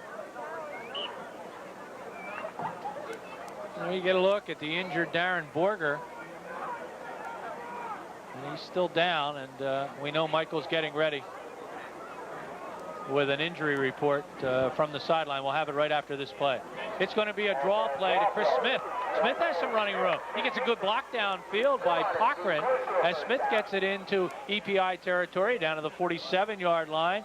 And that is a 12-yard gain for Chris Smith. And I think we're ready with Mike Cromeyer's injury report. Here he is. Gary and Scott, we're getting an injury report on Darren Borger. Just looks like a real bad sprain or a possible fracture. Hopefully it's not too serious, and hopefully he'll be all right. Back to you, Gary and Scott. Scotty has that same glint in his eye when he talks about injuries, and we certainly hope it's just a sprain and not a broken ankle. 1st and 10, first down number 9 in the game. As the shovel pass, that's just an incomplete pass. That always gets everybody excited, but that just goes down as an incomplete forward pass. 8 for 21 in the passing department for 105 yards for the CMV squad. As we're down to the final minute and 28, and EPI came in tonight, Scott. They dominated the line of scrimmage. That's the difference in the ball game. Yeah, and Rich Snizak said it up front. He brought 9 of his players to prove it, and it's just a great team for Rich Snizak to coach because he can coach exactly the way he likes to coach, and that is a grinded-out offense and just a stymieing defense, just a stifling defense that shut down what could have been a great running attack by CMV. Ondilla puts it up. A little miscommunication with his receiver as Cochran broke the pattern. Ondilla threw a fly pattern, and it just falls incomplete. I'll tell you, though, the early word was that this EPI squad had a fabulous defense, and they did. I mean, they just played great defensive football. Even their own good offensive team could not work against this squad and do anything. And we've spoken a lot about the size of the team, but I've been most impressed by the quickness, how they've been able to beat the running backs to the corner and not allow James Mungro to turn the corner, and that's where they've been able to stop him, in addition to beating their linemen, the offensive linemen to the quarterback, and just the rush has been incredible. 3rd and 10 from the 46. Here's a pitch to Smith. He's going to try the left side. Now cut back against the grain. Nice cut back as he gets the ball to the 41-yard line. He'll pick up 5 yards. It's going to bring up a 4th and 5, and they'll probably go for it. Sure, with 1 minute and 6 to go and counting, might as well go for it and try and get some points up there. And you see, we're now in the final minute of football in the 27th annual McDonald's Lehigh Valley All-Star Football Classic. As always, we thank you for spending some time with us. Thanks to Rick Guillot and the gang. They got a little drenched early, but they're dry right now. Another fine job. Back to throw. Ondilla fires one down, and it's knocked down. Good defensive play downfield, or is it intercepted? It may just be an interception down there, as that's Mark Steckel. And he probably, during the regular season, would get yelled at for that, but he won't get yelled at tonight, as that was a 4th down pass. EPI has been threatening pickoff all night long. It's tipped, it's grabbed. I don't think he had a chance to drop that one, Gary. It fell right on his face, and he covered it up. Interception in an all-star game, he'll take it. That's the third turnover of the night by the CMV squad as the ball's back on the 17-yard line. And I think they will be happy to just run this out as we're down to the final 25 seconds. As Mike Kromeyer looks for post-game interviews, I think this is one of those games where you look for the guys in the biggest shirts, as the offensive and defensive lines for EPI have controlled the game. And you look for a 6'6", 235 guy like Sean Fluso, who's done a great job for Parkland, number 54. Or I'll tell you what, number 71 has been out there, Pat Green, that we haven't talked about, the big guy, 6'8", 335 from Emmaus. Number 71 out there now, but just a terrific job by the EPI line. And boy, I'll tell you, you don't hear from them enough. We don't talk about them enough. They did the job tonight. Butler tried to find Birch one more time before their careers go in different directions, and throwing the 18th pass of the night for the EPI squad. Rocky this time, though, hands the ball straight up the middle, and that should just about do it. They broke the pass rule. They broke the pass rule. Maybe they'll end up losing. That will do it. 27-0 will be the final score as the EPI squad scored on the third play they had the ball tonight. They scored on the last play of the first half, and then they put together 2 touchdowns and a field goal in the second half. James Mungro, a bit frustrated, but he's down on the field with Mike Kromeyer. Here he is. Thanks, Darren Scott. I'm with All-State running back James Mungro. And James, not the way you wanted to end a great career. They really dominated up front. You just couldn't get anything going. Yeah, I mean, East Penn's really good. The defensive line, they took care of the offensive line. Up front, we didn't take care of the little things, and it showed. I mean, I could be the best running back in the country. You have nobody blocking for you. You ain't nothing. Definitely. Now, there was some speculation that you might not even play in this game. And it seems like the 4,000 people that did show up came to see you. Was that any more pressure on you to perform out here tonight? Oh, no, there's no pressure on me at all. I come out to play football. I don't care if there's one person in the stands. I try my best. And today, just things didn't go my way. But, I mean, I'm only one person. There's the whole team. Now, you're headed to Syracuse University on a full scholarship. What do you hope to achieve? Are you going to get right into the mix, or are they going to redshirt you next year? Nah, they told me I'm getting right into the mix. They said, hopefully, if things go well, I'm in good shape right now. Looking right now to get the ball to me about 15 times, a game. Well, thanks a lot. You had a great career, over 8,000 yards. One of the most prolific rushers in Pennsylvania State football history, James Mungro. We wish him the best of luck. Back to you, Gary and Scott. Well, the East Penn squad came out tonight to find James Mungro, and they did just that, as he just couldn't get it going tonight.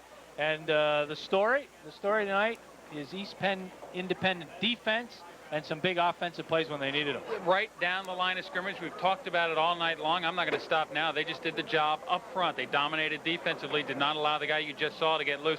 We're going to hear about James Mungro in the years to come from Syracuse University, playing in that Big East Conference. He's going to make some noise up there. Did not get the chance to make noise here tonight. He talked about his linemen up front. They had a big task on their hands to handle EPI defensively. Gary, you said the pregame press was about the EPI defense. They proved why tonight. They were just quick. They were big. Looked like they knew the plays that CMV was going to be running tonight. Great performance by the defense. Take nothing away from CMV. They came out to play. They had a real nice first quarter. Had the one big giveaway earlier. You're looking at a 3-0 halftime score. I think they just got worn down later on and just could not come back. There you have it. The 27th annual McDonald's Lehigh Valley All-Star Football Classic is in the books. Highly successful because the books will have red ink, or however they'll be in black ink, as they have over 4,000 people come through the turnstiles. Another successful year. Congratulations to that entire committee for putting together another great attraction. Final score here tonight, the EPI squad 27, the CMV squad nothing. For Scott Barr, Mike Kromeyer, Rick Gio, and the whole gang, as always, we thank you for watching. I'm Gary Laubach. We'll see you next time right here on RCN 4 Sports.